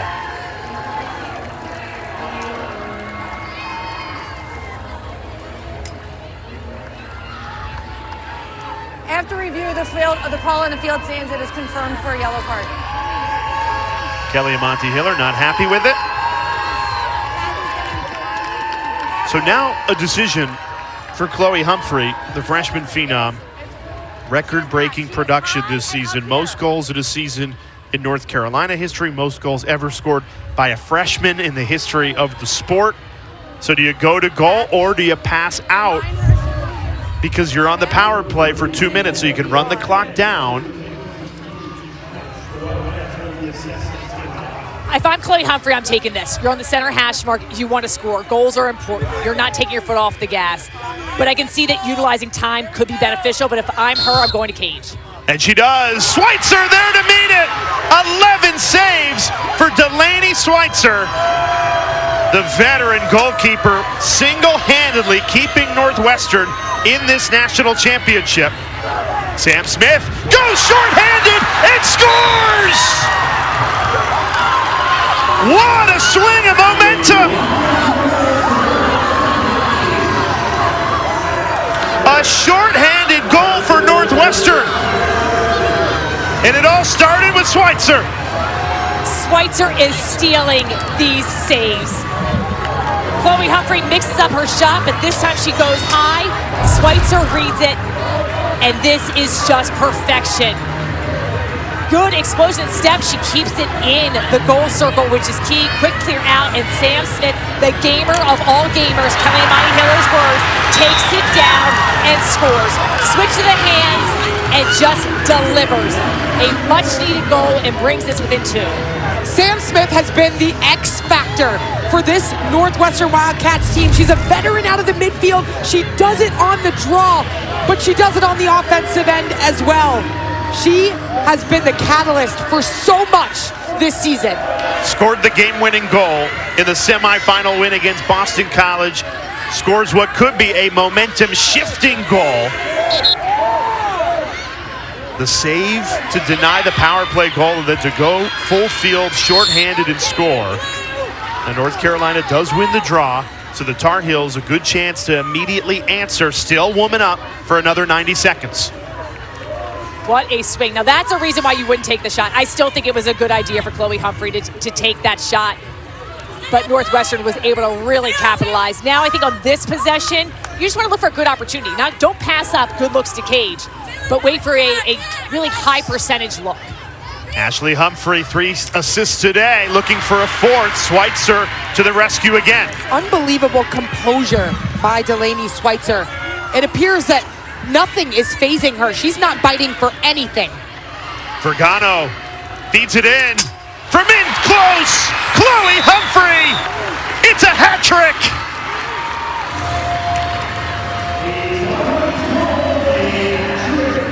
A record-breaking season continues for the freshman Chloe Humphrey. She has 3 of Carolina's 6 goals in this championship game. Playing her best lacrosse when it matters most. Watch the way she steps into the gap right here. She knows that she has a sliver of space on the inside, but she doesn't cut out of the 8 meter. She stays right in that pocket and handles the pressure, takes a step back, feels the defense, and finishes it. So tough. She is so versatile in the way that she plays offense. She can beat you off the dodge, but she's constantly working when the ball is not in her stick, and that's what I think separates her. Very high level of difficulty. Wanted the catch, just to get anything that's thrown in there, it seems like it's a magnet to her stick. She's able to control it, but getting that separation with the step back and the finish, and here's a key draw control won by Maddie Taylor. Already double team on Taylor. This time she forces through. She's gonna draw that foul. Taylor still scoreless. She's been incredible, not just this season, but in particular in this NCAA tournament. 20 goals through 3 games, scoreless today. Northwestern's got to help her out. They've got to clear out space. The double team is too easy to come. They're already sending it early, but they need to give her more room to go to cage. And as the double team collapses, she's got to step off to be able to make a pass to whoever is open.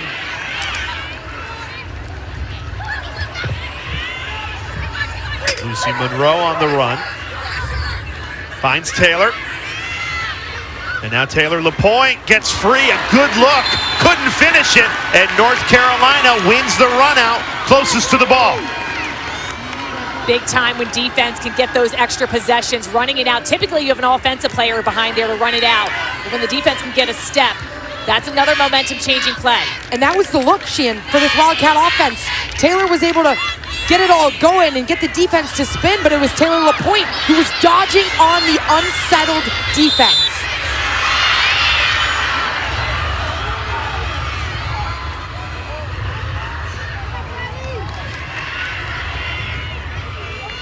Delaney Schweitzer has already tied her season high with 12 saves. We're not even midway through this third quarter. Coming off that great performance against Boston College when BC was battling back. Northwestern had the 1-goal lead and they looked to tie it, and she stood strong on her pike to come up with a game-winning save in those final seconds. That was a crazy end to a finish on Friday night's semifinal game. Jane Hansen, another cause turnover for Northwestern.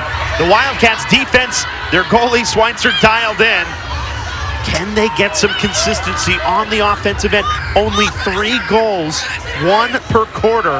They're going to need more than that, Charlotte. I'd like to see them set up more isolation dodging on the right elbow with their right-handed players, because that sets up Madison Taylor, the lefty, on the backside, and she'll have more opportunities as the defense starts to spin.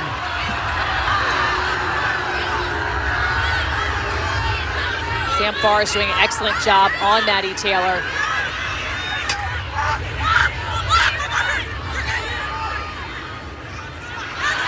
Sam Smith dispossessed. The North Carolina answers with a defensive stand of their own. Avery Roberts does an excellent job timing on the check, coming up with the ground ball.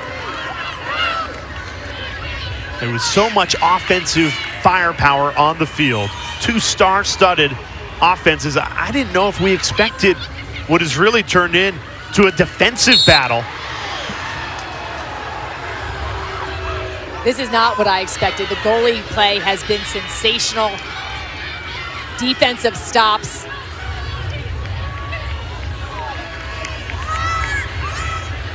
Coming out of the box, Kaylee Harden puts on the brakes and resets.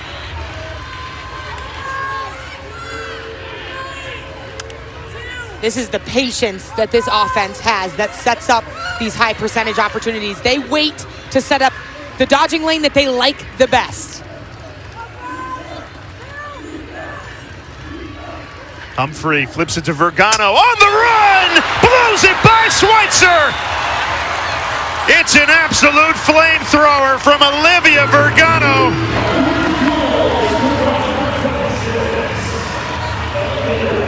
A lefty hammer for Vergano's 38th goal of the season. Vergano, when she gets time and room, she generates the power, the sidearm rip, top corner, UNC up 7-3.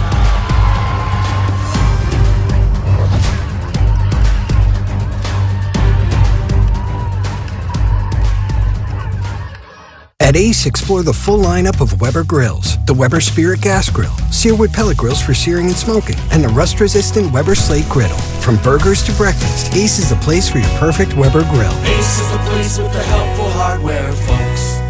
Krista, it's time to fess up. About? You're over 45 and still haven't screened for colon cancer. We all knew. This is like the third year she's turned 44. Okay. I wasn't ready. But drink all that prep? Cancel brunch plans? I can't. Ask for Cologuard. It's a one-of-a-kind way to screen for colon cancer that's effective and non-invasive. No prep, and you use it at home. False positive and negative results may occur. Those at high risk should use colonoscopy. Skip the drama. Ask your provider or request Cologuard online. Dad, those are the Adidas I've been looking for. Hey! Wow, look who's getting their fix for kicks and dicks. I know, there's so much here. Plus all the fancy styles that just don't miss. I need these in a size 6. There's even more kicks when you click on dicks.com. Or like kick sporting goods, right? At Choice Hotels like this Quality Inn, you get more for your money so you can maximize any vacation and get more of that family time. Can I see that? Maximized. Say twice and get a $50 gift card when you book direct. At Ace, explore the full lineup of Weber grills. The Weber Spirit Gas Grill, sear-wood pellet grills for searing and smoking, and the rust-resistant Weber Slate Griddle. From burgers to breakfast, Ace is the place for your perfect Weber grill. Ace is the place with the helpful hardware, folks. All season long, it's been the Humphrey sisters headlining this North Carolina team growing up in Darien, Connecticut. Chloe Humphrey, the youngest, following in the footsteps of Ashley and Nicole. And they have put on a show in the national championship. You know, stepping up to the brightest lights, not being deterred as a first-year player. Chloe Humphrey scoring, Ashley Humphrey, just such a dominant leader, the grad student. First time the three sisters have ever played together. You see they've got a ton of fans. What a moment for that family. And Ashley Humphrey has now broken her own record that she set in 2022. She's got 89 assists. That is a single season record for the NCAA. And 30 of those 89 going to her younger sister, Chloe.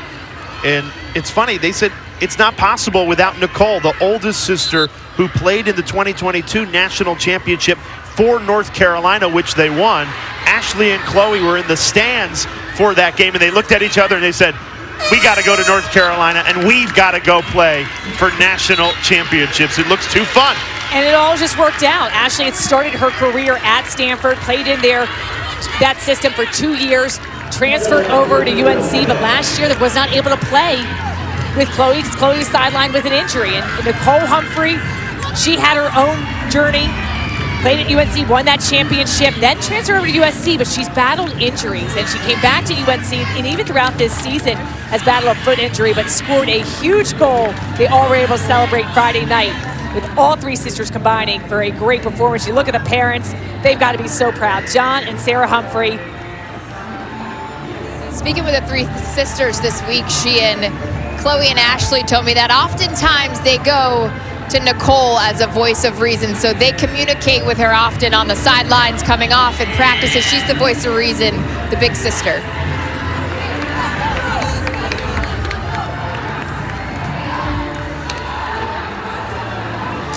They come from a high school powerhouse not too far away, Darien, Connecticut. And Lisa Lindley, their head coach, in the crowd tonight. 19 state championships. So that championship pedigree instilled to them at the high school level, and obviously is carried to North Carolina, which has its own championship pedigree. Well, Lisa Lindley, also the coach of Shea Dolce, the goalkeeper of Boston College. So to be able to see your former players on this stage, I mean, that's such a powerhouse program. But being part of that development. Good point. To have one high school produce 3 of 5 Tewaaraton finalists, which goes to the nation's best player. Coming out of the timeout, tons of pressure, and Northwestern steals it away. And who else but Jane Hansen, who does it again. Madison Taylor looking for something in transition. Sam Forrest is there. Simultaneous whistle. That's a good goal for Northwestern in transition. Lucy Monroe, who scored the first goal in the fourth quarter comeback in the semifinal, notches a goal there. Could be a shot in the arm for this Wildcats team. Jane Hansen has been wreaking havoc on the defensive end and in transition for this Northwestern team. She has blazing speed after she perfectly times that takeaway check.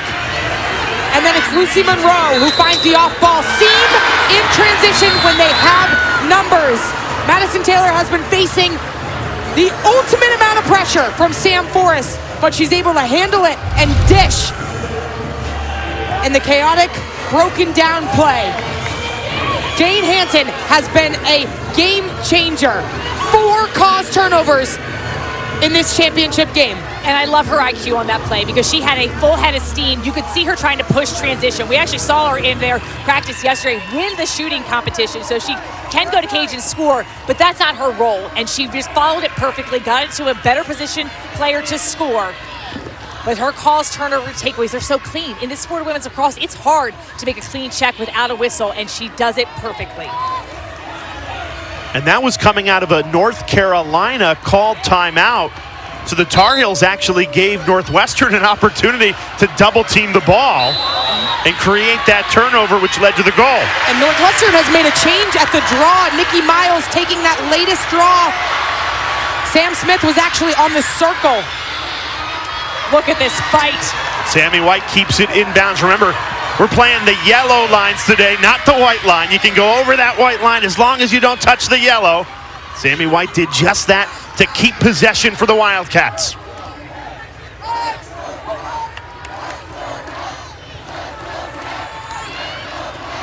Good save, Betty Nelson. Battle for the rebound. Nelson shoved. And it's going to be Tar Heels possession. Betty Nelson's played strong. Like her coming outside the cage, also trying to play. That's her first save of this second half after making 6 of them in the first half.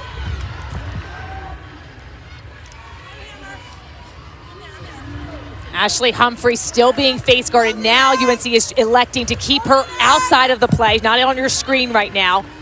This opens up the playing field for the rest of the Carolina offense. Gives a lot more room. When you play 6-on-6 against a man-to-man defense, you've got, Sheehan, to your point, more room to operate, more room to dodge, and the slides become longer for the defense. Now, Tar Heels head coach Jenny Levy advocated for a rule change that would make the sport 6 versus 6 instead of 7 versus 7. Getting that here. Kate Levy. Schweitzer the save. A season high 13 saves for Delaney Schweitzer on the sport's biggest stage. You can see she's feeling it. That was a beautiful stop. Again, coming out high on that crease area. Hard swiping check, doesn't get called. But Schweitzer really reading the angles well, frustrating this #1 offense of UNC.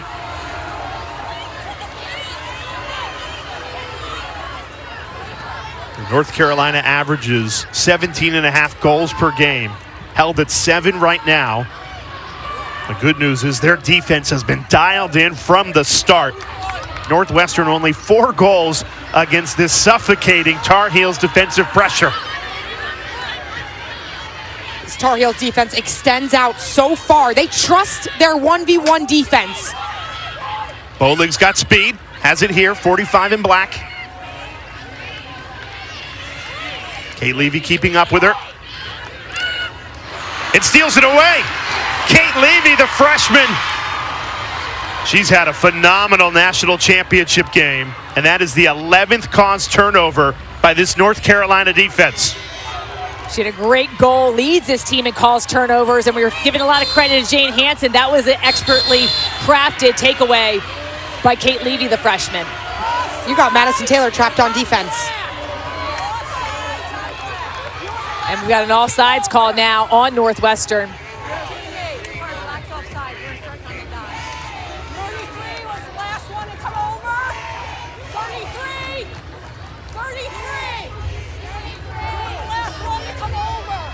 And the official saying Lucy Monroe was the last one to come over.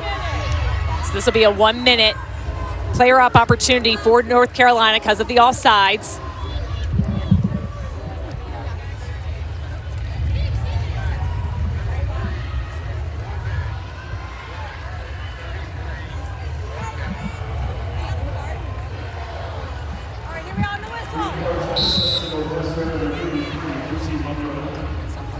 North Carolina launches into the power play, a 3-goal lead with under 3 minutes to play in this third quarter.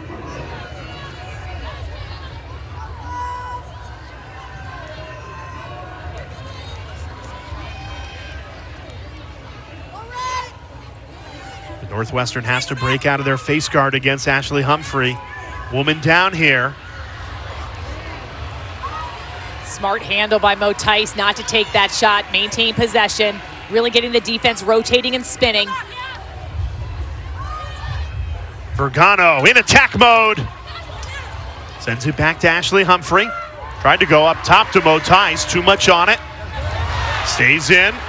Great play. Those players behind the restraining line can have their sticks go over the line, but they can't have their feet. Nice bat back to the Tar Heels. Chloe Humphrey tried to spin her way free there, right on the crease. Foul called, but now Northwestern can go back to even strength.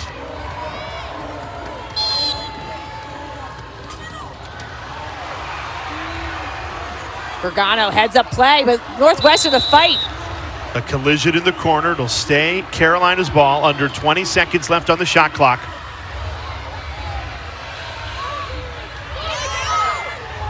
Here's Kaylee Harden with a head of steam. Spins into a double team. Passes out of it through contact. Fed inside. Delaney Schweitzer there to meet it again. 14 saves for Delaney Schweitzer. That was a perfectly timed double team by Sammy White. And she was collapsing into the double on Harden very cleanly, playing her angles well. That rushed the decision-making to generate that shot for Godine. Schweitzer read it all the way. North Carolina with some missed opportunities, woman up today. The Tar Heels are 0 for 4 on the power play.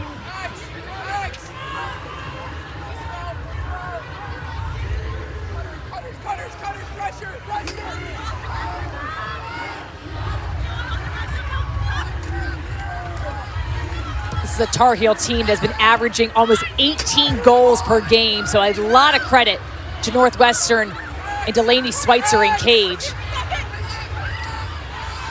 Northwestern is all about spacing. I think they need better looks. I'd love to see them do some more dodging, go to cage hard, but then the open players need to present themselves in a space where they can receive the pass and get a good look. Right here, the double is here on Madison Taylor. They've got to become options for her. Tried to feed it to Nikki Miles, couldn't connect, and it's another empty possession for Northwestern. The person that's being left open needs to be waving their stick and presenting it. It looked like Emerson Bolig was open up top.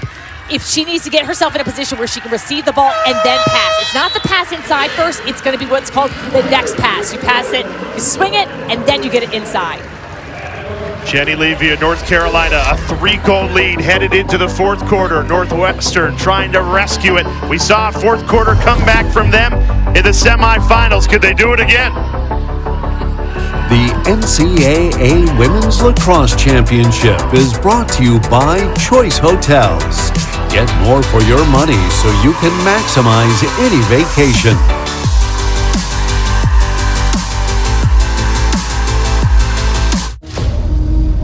NCAA athletes don't just compete, they make history.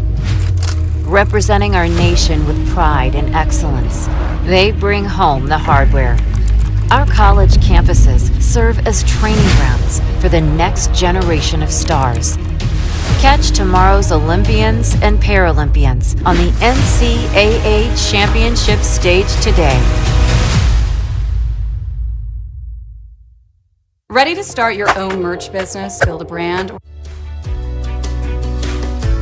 All I wanted to do was help kids and families. Bank of America was just so important with getting things started.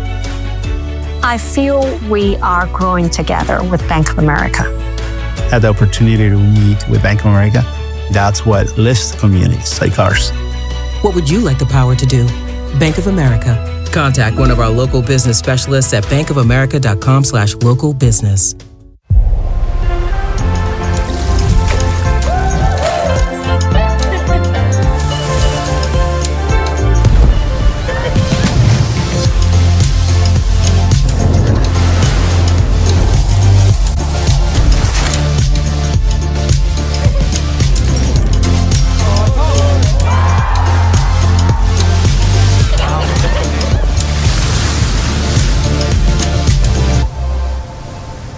Foxborough, North Carolina leads the Wildcats 7-4. I'm joined by head coach of North Carolina, Jenny Levy. Coach, you get the feeling this game is far from over. How do you close out the fourth quarter? I mean, you just got to keep playing. We need to finish our shots.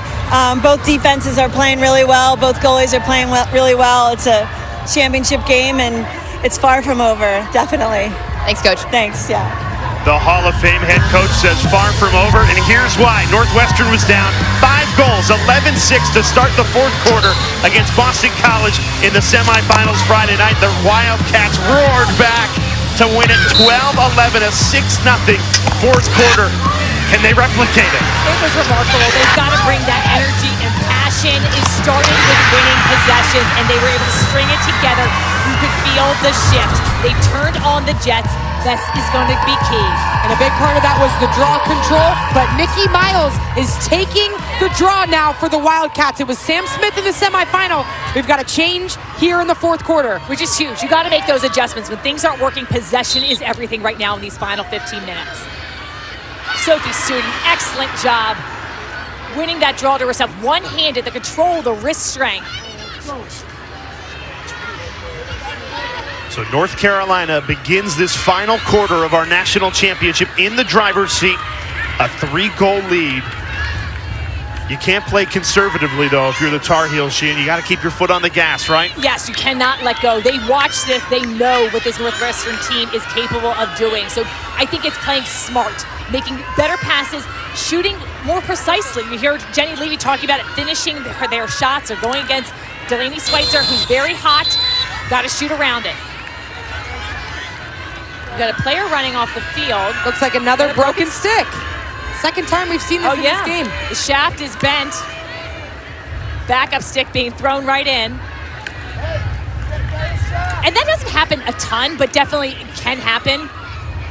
That's why you have multiple sticks. But 2 in one game, I don't know if I've seen that in a long time. A physical battle between these two. When they met in the regular season, a combined 55 total fouls in that game. 2 heavyweights. And when you're bending a shaft, jamming it against somebody else, I think you're putting a lot of contact in there. So yes, these players able to withstand a lot of the physicality. Delaney Schweitzer has kept Northwestern in it. The goalkeeper with a season-high 14 saves. The freshman couldn't connect there. Kate Levy and Eliza Osborne. This North Carolina offense is relying on Osborne and Levy a lot from up top to initiate off the dodge. 3 freshmen on the field right now for North Carolina. One of them here, Chloe Humphrey, going against the veteran Sammy White. 5 seconds to shoot. Chloe in attack mode, on the run, releases it right as the shot clock expires. This is going to be very close. The officials have already said they will initiate a video review to see if the ball left Chloe Humphrey's stick. Now, it doesn't need to be in the back of the net before zeros, but it does need to be out of the stick. Has to be released by that. Exactly right, Jay. This is going to be very close. She just can will herself to cage. And right there, the ball is still in her stick. So smart play call by the officials to look at that. That would have been Humphrey's 4th goal. But what we just showed you is that that ball is in her stick, and there was a 0 on the shot clock. This comes down to milliseconds. That was milliseconds away from being out of her stick in time. This is a critical goal, though, if you're Northwestern or North Carolina. One extending that lead for Carolina, but Northwestern to try to keep them off the board to start the fourth quarter. Watch it's still in her stick, it's 0. Ball is still there clearly in the pocket. Great look. But beautiful take. I mean, she still gets the momentum. You make a shot like that, that just gets you fired up. Also gets fouled on that play with the extension of arm. But you can see Delaney Schweitzer, she's on the ground saying that's no goal, that's no goal. She's looking at the shot clock on the other end of the field. Getting that much power behind a shot with that much pressure on you as you're dodging over the top is ridiculously hard. Handling the physicality, still able to get a lot of heat behind it from mid-range on the run. While we wait for the call, opportunity to remind everybody, a terrific weekend of lacrosse finishes tomorrow, a Memorial Day tradition, 1 p.m. Eastern, 10 a.m. Pacific, right here on ESPN. For more information, go to NCAA.com, your official online home for all 90 NCAA championships. The Foxborough has served as a great home for championship weekend. Love to have the men and the women playing together on the same weekend.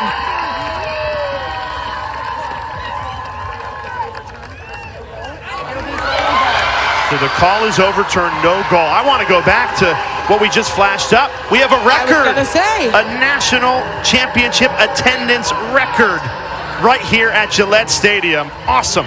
You can feel the energy. It's been great watching the fans come in the stands. There's a lot of fans for these 4 teams that have been here this weekend for the women, but also I'm seeing a lot of the men's fans here repping their own gear.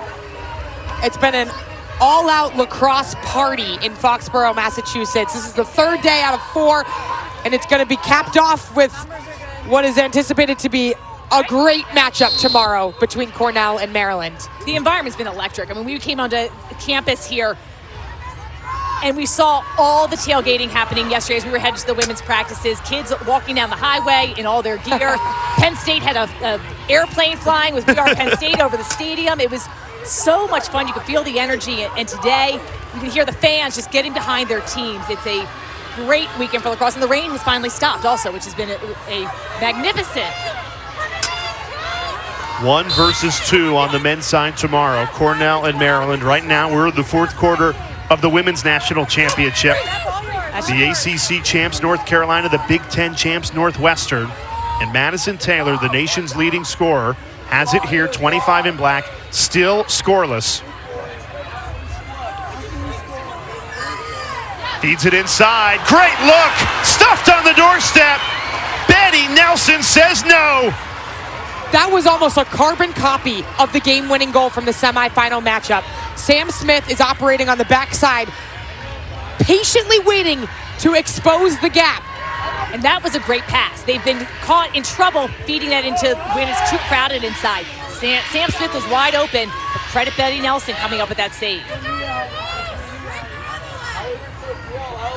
Northwestern, they've gotten some great looks in this second half. They just can't find that finishing touch. 18 shots for Northwestern. And only those 4 have found the back of the net.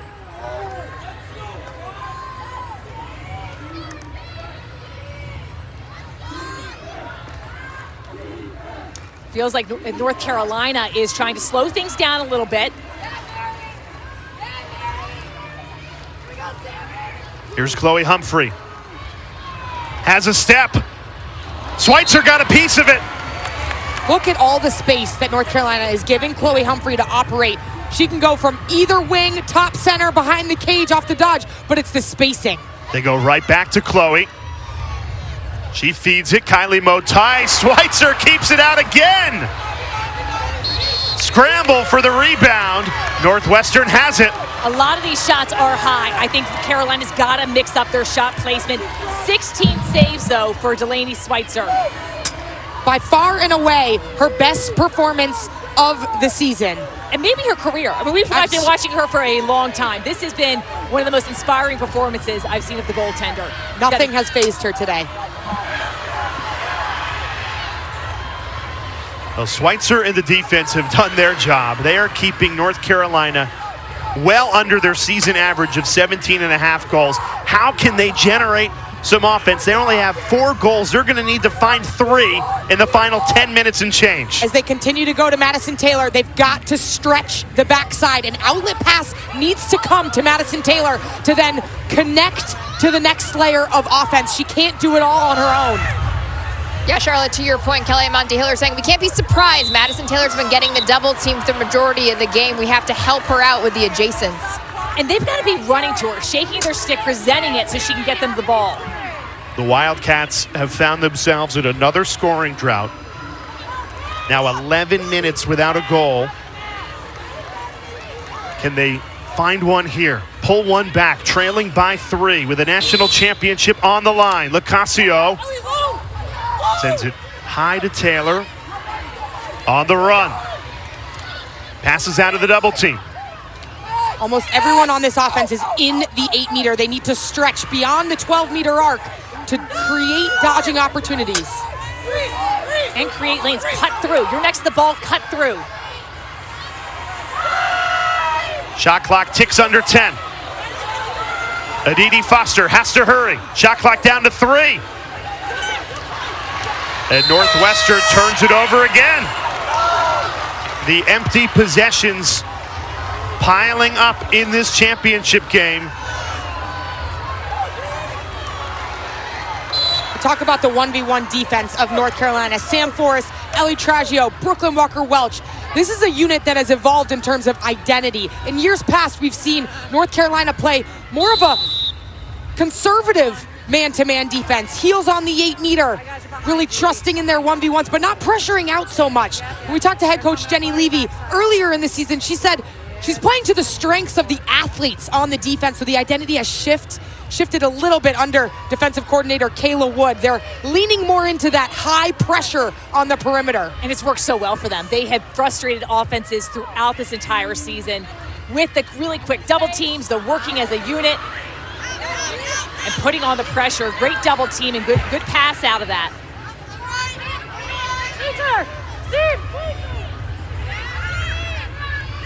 Godin squeezes it to Osborne, who scores! And North Carolina takes a 4-goal lead.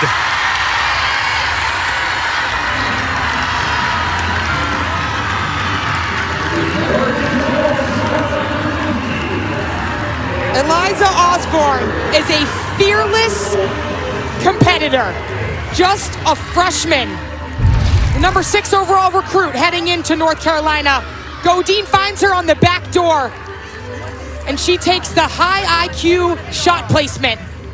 Away and low on the run. She is certainly not playing like a freshman. Let's take a look at the Capital One Cup standings as teams compete for a combined $500,000 in student-athlete scholarships from Capital One. And on the women's side, North Carolina right in the mix. A win today would certainly boost them up the standings even more. So many spring sports going around. It's championship season.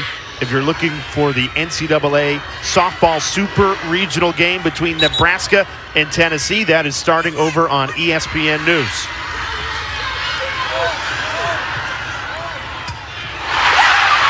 What a goal!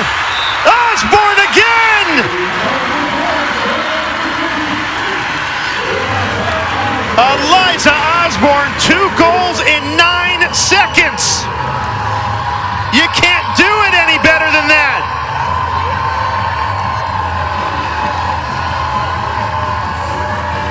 Eliza Osborne is just smooth in transition. Been sensational getting with the draw control wins this year. Chipping in the offensive end, 35 goals. Picks this one up on the run. Her head is up. She's got great speed. Not much of an angle. This is outside that 8-meter. This time she paints the post. Jan, I can't undersell her value to this team. Eliza Osborne was the X factor in that ACC championship game that North Carolina won. She has been all over the draw control circle and transition and even settled sets for this offense as just a freshman midfielder who logs a lot of minutes. To me, Charlotte, that's the strength of this North Carolina team, specifically on the offensive end. When you have layers to your offense, yes, you initiate out of the midfield with Kate Levy and Eliza Osborne, yes, Chloe and Ashley Humphrey, but they're so dynamic that as a defense, that is so difficult to stop. And right on cue, Osborne wins another draw control and forces Madison Taylor into a green card. So she runs off, and North Carolina goes on the power play here, woman up for a minute. And those two goals from Osborne, just 9 seconds apart, blows this game wide open. Huge difference for Northwestern, trailing by 3 to now trailing by 5. Yeah, this is a difference maker, and with North Carolina just dominating on the draw control. And we spoke with Eliza and her role on the draw circle team, and she said it's all about the center person taking the draw control, that Sophie Student in particular, she just listens to wherever she tells her to go. She relies on that and puts herself in the right place at the right time. She's come up with some key possessions. Vergano cashes in on the power play, and North Carolina is rolling.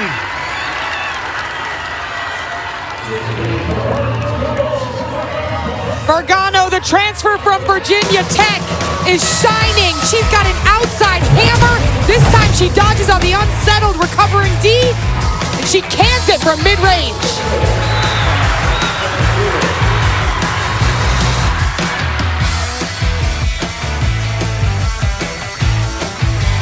At Ace, explore the full lineup of Weber grills. The Weber Spirit Gas Grill, sear-wood pellet grills for searing and smoking, and the rust-resistant Weber Slate Griddle. From burgers to breakfast, Ace is the place for your perfect Weber grill. Ace is the place with the helpful hardware, folks. If you got talent, anything's possible. She's back!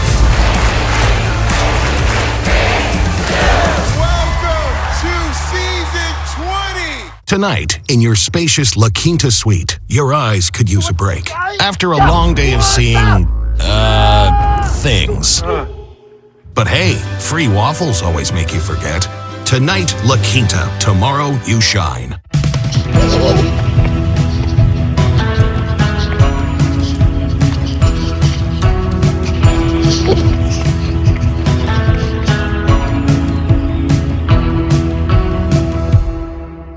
Want a sleek that stays up to 5 washes? It's possible. Garnier presents New Fructis Sleek and Stay Serum. Patented water-resistant technology to block out frizz. For ultra glassy sleek that stays up to 5 washes. New Fructis Sleek and Stay System by Garnier. At Ace, explore the full lineup of Weber grills. The Weber Spirit Gas Grill, sear-wood pellet grills for searing and smoking, and the rust-resistant Weber Slate Griddle. From burgers to breakfast, Ace is the place for your perfect Weber grill. Ace is the place with the helpful hardware, folks.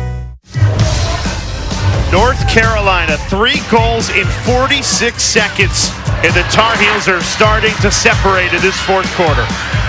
Key possessions turning into scoreless ones. Scoring on the run. Northwestern, they just can't really get a break with North Carolina just piling on the goals. Look at the game summary. 16 saves, though, for Northwestern. Delaney Schweitzer, she's keeping them in this game. Still 7 minutes and 45 seconds. We saw how Northwestern could just pile on the scoring against Boston College coming from behind. They've got to attack it now. It starts with this possession. And the message out of the Northwestern timeout, Sheehan, was just that. We need possession and we need the draw control. Right on cue, they get the draw, they score the goal. Don't blink. 12-second immediate answer for Northwestern. And the Wildcats not backing down in this fourth quarter.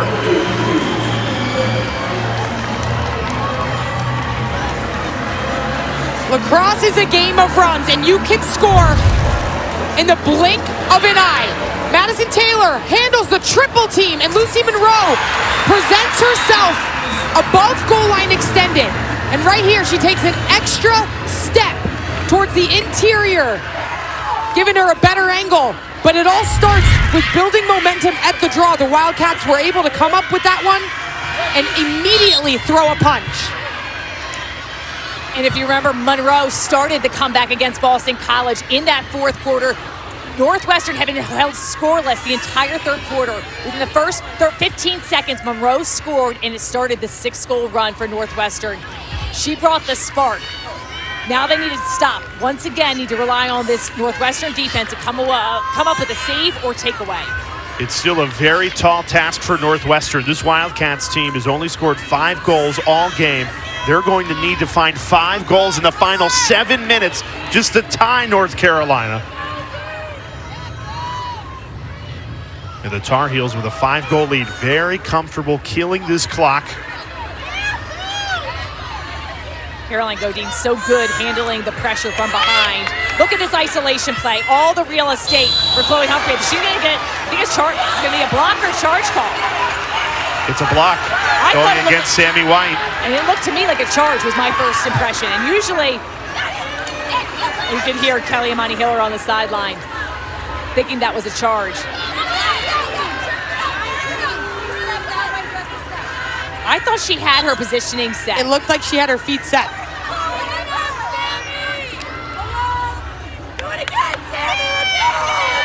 And they're going to go back to Humphrey in this same matchup.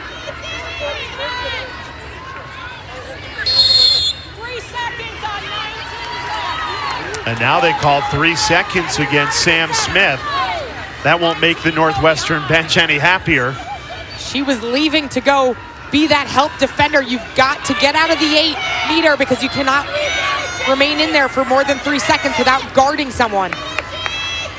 Chloe Humphrey winds up, lets it go! Beats Schweitzer! The freshman delivers. Chloe Humphrey's 90th goal of the season. 4 of them coming today in the national championship, and Dad John is loving it in that Tar Heels fan section. How can you not love that shot? Step and rip, it clocks in at 70 miles per hour. 90th goal this season. Breaking UNC scoring records as just a freshman. Step rip against Delaney Schweitzer that's had a spectacular day. All about power. She has just such an arsenal of different shots in her scoring regimen. She can take it in, dodge. Her release point is so quick. Sometimes with finesse. That one we saw with power. We've seen everything thrown at her. The face guard trying to deny her the ball. Her toolbox is expansive, and she can do that with her right hand. She can also do that with her left hand. One of the most two-handed players in college lacrosse. Kaylee Harden has just been doing an excellent job coming up with great ground balls, does all the little things. And she spent the 2024 season, on the bench, on the sidelines, in a boot, watching so much lacrosse, she told me, watching film, watching other teams, shooters release. You've got to learn a lot when you're on the sideline, and oftentimes injured players point to that. And she has come in this season not taking anything for granted. Here's her older sister, Ashley, just misses the cage. In a championship game, you need your star players to shine. Chloe Humphrey, 4 goals today for North Carolina. Madison Taylor, shut out. And if she does not score in the final 5 minutes, will be her first scoreless game since 2023. 45 straight games with a goal. Osborne lets it rip.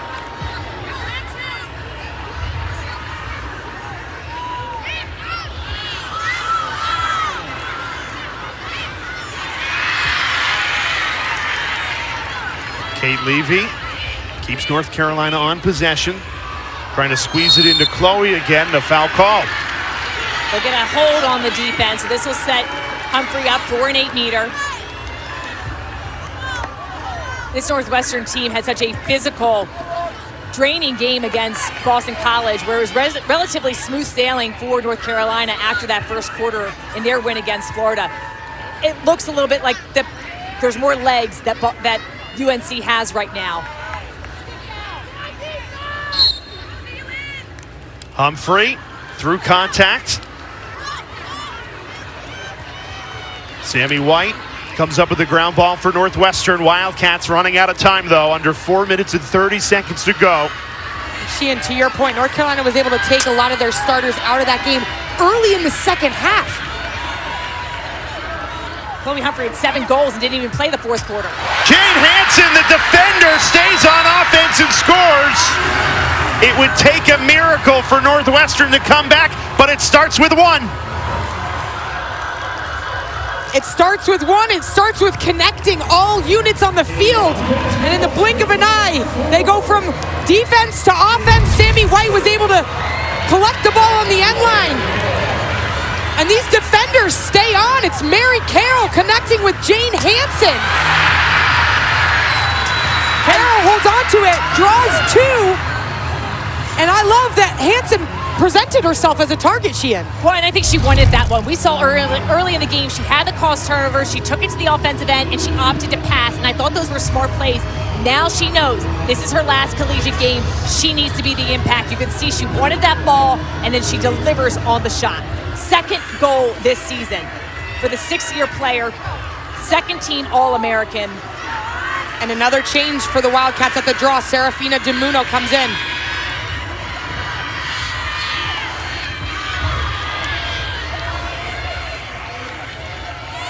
It needs to be make it, take it the rest of the way for Northwestern if they're going to have a shot. And they get possession here. Time not on their side. Attack mode the rest of the way. Madison Taylor draws contact, no call. North Carolina has it. Chloe Humphrey, we've talked about her scoring, but she's great with her defensive pressure coming up with the takeaway checks as well. Not only should she get the check, also the ground ball and possession. Transition defense for North Carolina. They're relentless in the settled set. They're relentless in the ride. Always looking for opportunities to jump, doubles, trap their opponent, and come up with a check. UNC has had 13 cause turnovers. That is really impressive. Chloe Humphrey getting that takeaway check. I expect for UNC to really maximize this possession. They still want to be looking for opportunities, but they know that they're going to have Northwestern have to be a little bit more aggressive. They need the ball back, so catch them running. And you can see the Northwestern double team is going to everybody in desperation. Right on the doorstep, Kylie Moe-Tice might have just secured another national championship for North Carolina. The Tar Heels doubling up Northwestern 12-6. 3 goals in the regular season meeting for Moe-Tice, but this starts with Chloe Humphrey. The takeaway check, that was nice, that was clean. And Moe-Tice, talk about throwing in some fakes. She takes her time, pump, pump, pump, and score. 4 full days of lacrosse finishes with the men's lacrosse championship right here in Foxborough. 1 versus 2. Cornell and Maryland. Monday, 1 Eastern time, right here on ESPN. That is a Memorial Day tradition. Awesome that the men and the women get to crown a champion at the same location. On the men's side, it's a rematch of the 2022 National Championship game. Will Cornell get revenge? Maryland has been impressive, especially in this playoff run. So good. McNaney, 14 saves in that semifinal. And CJ Kirsch for Cornell, first time held without a point in his career. So can't wait to see how he performs on Memorial Day Monday. Hugh Kelleher, the midfielder for Cornell, he was impressive. He was the spark yesterday for the Big Red that willed them to victory. Which is what you need in those, semifinal championship games. Who's going to step up? Oh, Cornell only had 1 loss all season long. It came in overtime against Penn State. They avenged that loss with a semifinal win, now trying to complete a magical season. Speaking of magic, North Carolina 2 minutes and 30 seconds away from completing an undefeated 22-0 national championship. Schweitzer, 17th save. She has been the hero for Northwestern, but just not enough offense on the other end for the Cats.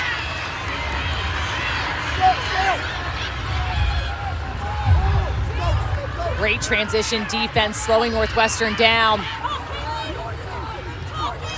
What has impressed you more over the course of this season, North Carolina's defense or their offense? As Sam Smith breaks through, Wildcats not going away, the Big Ten champs. I'd say the offense has stolen it for me, the attention from UNC. But their defense has been spectacular. And today, this may be a defense wins championship, but they're not, Northwestern's not going to be given up right now.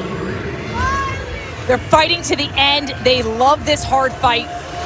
Sam Smith with the rocket, the step and release, trying to pick her moments. 1 minute and 53 seconds. We've seen goals scored is a little as 6 seconds from the draw. This has got to be a make it, take it. North Carolina, it's all about possession, though. If they have the ball, work it. 90 seconds on the shot clock, 1:53 in the game clock. And I've been wildly impressed with this North Carolina draw unit. They're going up against one of the best at the draw in Northwestern, and they've delivered in the 50-50 battles, in the clean draw wins from Sophie Student. They've been on a string and connected today. UNC's had 15 draw controls to Northwestern's 7. And that is the difference in this game right now. No margin of error for Northwestern. And Sophie Student picks up the draw control. Carolina has won 7 of 9 draws in this fourth quarter to close out a national championship. Just 90 seconds away from the program's 4th ever national title. Northwestern continues to battle on. Schweitzer. She's got 4 North Carolina players around her, and 2 Northwestern defenders collided there. The Wildcats do have 2 timeouts. Grace Fujinaga is slow to get up for Northwestern.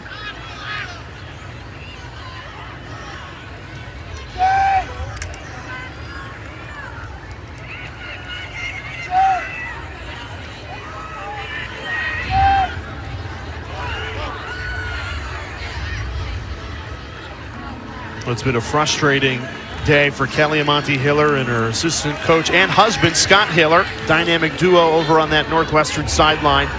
And what a dynasty they have built in Evanston. This is their 16th Final Four in their last 20 seasons. 11th national championship game. And even though they're likely to lose this one, they still have 8 where they've won. This would just be their 3rd title game loss.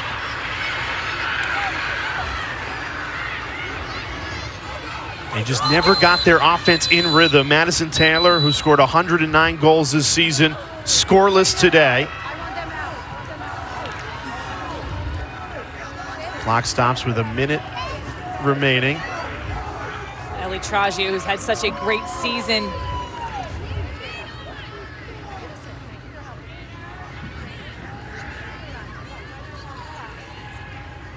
You can see the concern there from her teammates. Head coach Jenny Levy watching on. Just 61 seconds separating North Carolina from their 4th ever national championship.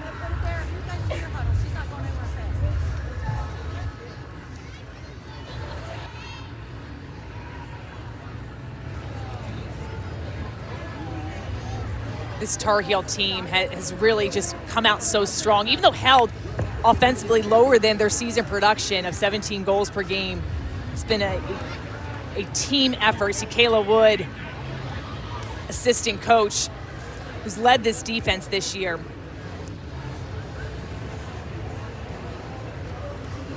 We went right to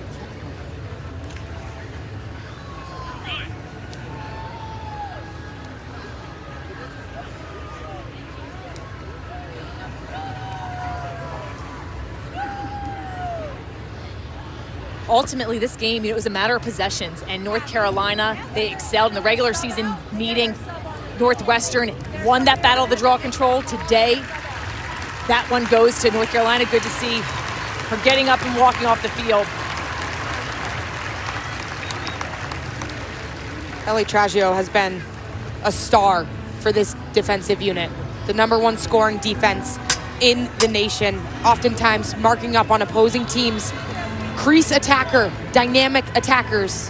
When you talk to the North Carolina players, they mention Ellie Traggio as the unsung hero of this team. She's never going to show up in the stat sheet, but such an integral part of what made this a national championship team this year. And you have to imagine it's bittersweet emotions right now. You're up by 5. You know you're going to win a national championship, but to see Traggio forced to come off the field clearly in pain, heartbreaking at the same time.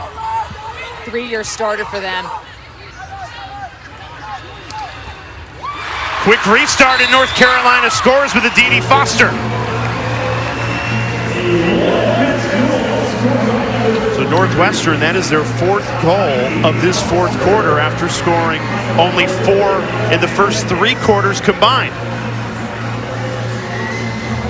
Just left it too late. A little too late in getting it going. We know anything about this Northwestern team, it is that they will fight till the end. And Foster, the freshman, 12th goal this season. A little bit of split dodge, increases her angle by stepping in. Nice bouncer. Foster, just a freshman for this Northwestern team. She's a lefty, dynamic player. She had the game-winning goal in the Big Ten championship game for them. She's got a bright future ahead in a Wildcat uniform.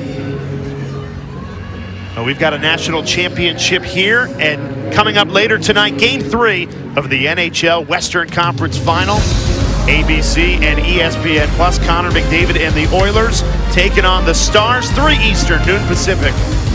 Coming up very shortly over on ABC, just 40 minutes away from puck drop.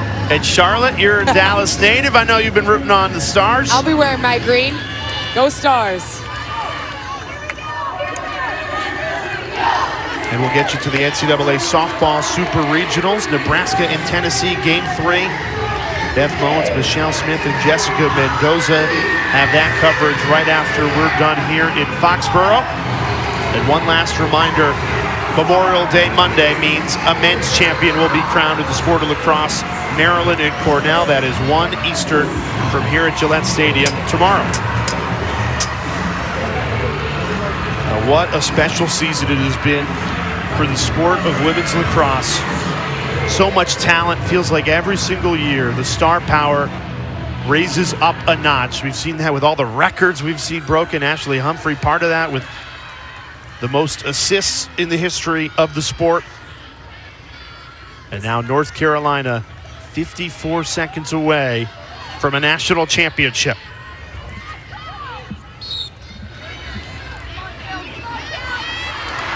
The draw control continues to be the difference. This is a North Carolina team that has showed unbelievable depth and chemistry throughout the entirety of the season. They've grown since February, improved in certain areas, but the depth has been on full display from top to bottom. I don't think I've ever seen a first-year class make this much of an impact. So talented. And Chloe Humphrey, one of the best first-year players that we've seen in the sport.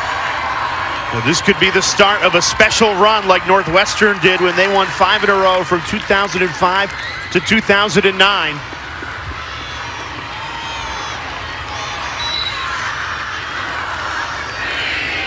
The perfect season is complete. North Carolina, national champions again.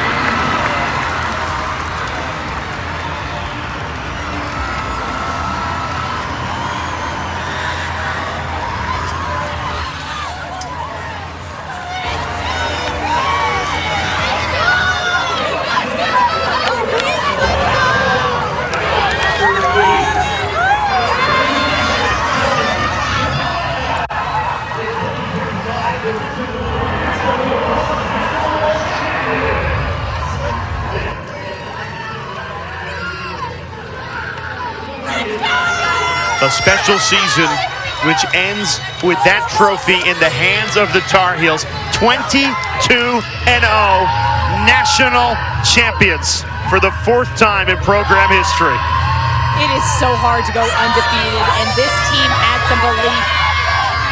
They told us they had receipts to cash.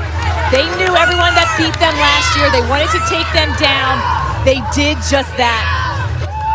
And they finished with a perfect season. Riddled with injuries a season ago, they stormed back. Every game this season, you could feel that energy. You could feel how badly they wanted it. Not a single blemish on the resume this year. And let's hear from the Hall of Fame head coach Jenny Levy down with Dana Boyle. Coach Levy, you find yourself back on the mountaintop, an undefeated season, now national champion. What does this championship mean to you? It's awesome. I'm so happy for my team. Obviously, I hope Ellie's okay, but they played their hearts out all year. They've worked hard. They're warriors. They're dogs. Congrats to Northwestern and a great year that they've had. They're great competitors and, obviously make us better because of what we have to do to beat them. But I'm so fired up for our team and our program. I'm kind of speechless right now. An injury-riddled season a season ago. What did you learn about the team this season? We're just tough. Like we don't try to survive anything. We want to thrive in everything they do, and they just kept persevering in every new challenge we had. They crossed that bridge every single time. So congrats to them. They're amazing kids. Depth and chemistry was on display all this weekend, headlined by a first-year class that is led by Chloe Humphrey. Have you seen a player like Chloe Humphrey? No, she's amazing. I know we had a tough shooting day, but, Schweitzer did a great job. But Chloe's so dynamic. She can go right, left. She can be in a million different ways. I just have such the privilege to coach her, and her hard work and her passion for the game is just something special. So, what a privilege to win a national championship with your daughter, Kate. What does that mean to you? It's awesome. I'm so fired up for her. She's been in the stands for the other three, and, she's tough, and, just for her and to be here with her teammates, I know she's my daughter, but even more fired up that she's with her team doing the things that she loves to do. Congratulations. Go celebrate. Thanks. Appreciate it. And Jenny and Kate, the first ever mother-daughter duo to win a women's lacrosse national championship. Kate Levy, part of that special freshman class, which is headlined by Chloe Humphrey. 4 goals today for the freshman phenom, Chloe Humphrey, our Capital One player of the game. She was absolutely sensational this entire weekend, putting the team on her back, winning in that semifinal game, and today 4 goals and 1 assist. Her head coach said it, Sheehan. She can beat you in a million different ways. It's the off-ball awareness, it's the two-handedness, it's the slippery stick work, and it's the dodging ability from number 2 in blue. Well, we keep calling Chloe the future of the sport. The future is here. Chloe Humphrey, a national champion, a record-setting 90-goal freshman year, the most in the history of the sport. She is a finalist for the nation's Player of the Year award, the Tewaaraton, the first freshman finalist on the women's side, the first freshman finalist since Mikey Powell did it on the men's side. Rarefied air right there. Mikey Powell, one of the game's all-time greats, men's or women's. And with her performance today, you got to imagine that could be a real contender to win that coveted award. Her older sister, Ashley, very much the quarterback of this North Carolina offense, and the eldest sister, Nicole, this is her second national championship for North Carolina, but first alongside her sisters, and it's all smiles for the Humphrey sisters, as it should be. What a way to go out for the older two, Ashley and Nicole. Ashley ends her career as the all-time leader in career assists. Their parents, Sarah and John, watching on in the crowd. High school head coach Lisa Lindley is here, and the party has started for the Humphrey sisters. Let's hear from them with Dana Boyle. Hats on. Oh God, these things are loose. You got to get your hats on. You guys told me through various parts of the season that this was a dream to play together. Now you're national champions. What does that mean? I mean, I have no words. It's unbelievable. To be able to do it alongside my sisters is something I could have never dreamed of. This team is unlike any other I've ever been on, and I'm shaking. I'm speechless. I don't have any words. I don't know if you guys want to. Nicole, you won in 2022. Now you win again in 2025. What's it like to do it next to your little sisters? I mean, you really can't make a better story than this one. This has been such a dream come true, and winning with them, it means so much more than it has in the past. So. Chloe, as the youngest sister, did you learn from these two? Sorry? As the youngest sister, did you learn from these two? I've learned quite a few things. Whether it was on the field, off the field, I've just learned so much from them. But, I'm not ready for it to be over. But that's going to be a tough pill to swallow. But We're happy you have a few more years. Thank you guys. Go celebrate. Thank you. What a moment for the Humphrey sisters. What a season for North Carolina. 22-0, a perfect season. National champions for the fourth time in program history. They win it 12-8 over the Big Ten champs, Northwestern. For she and Sandwich Birch, Charlotte North, Dana Boyle, our producer Jordan Cannon, our director Brett Lancaster. I'm Jay Alter saying so long from Foxborough, but the postseason fun continues. Let's get you to some softball. Nebraska and Tennessee. Liberty.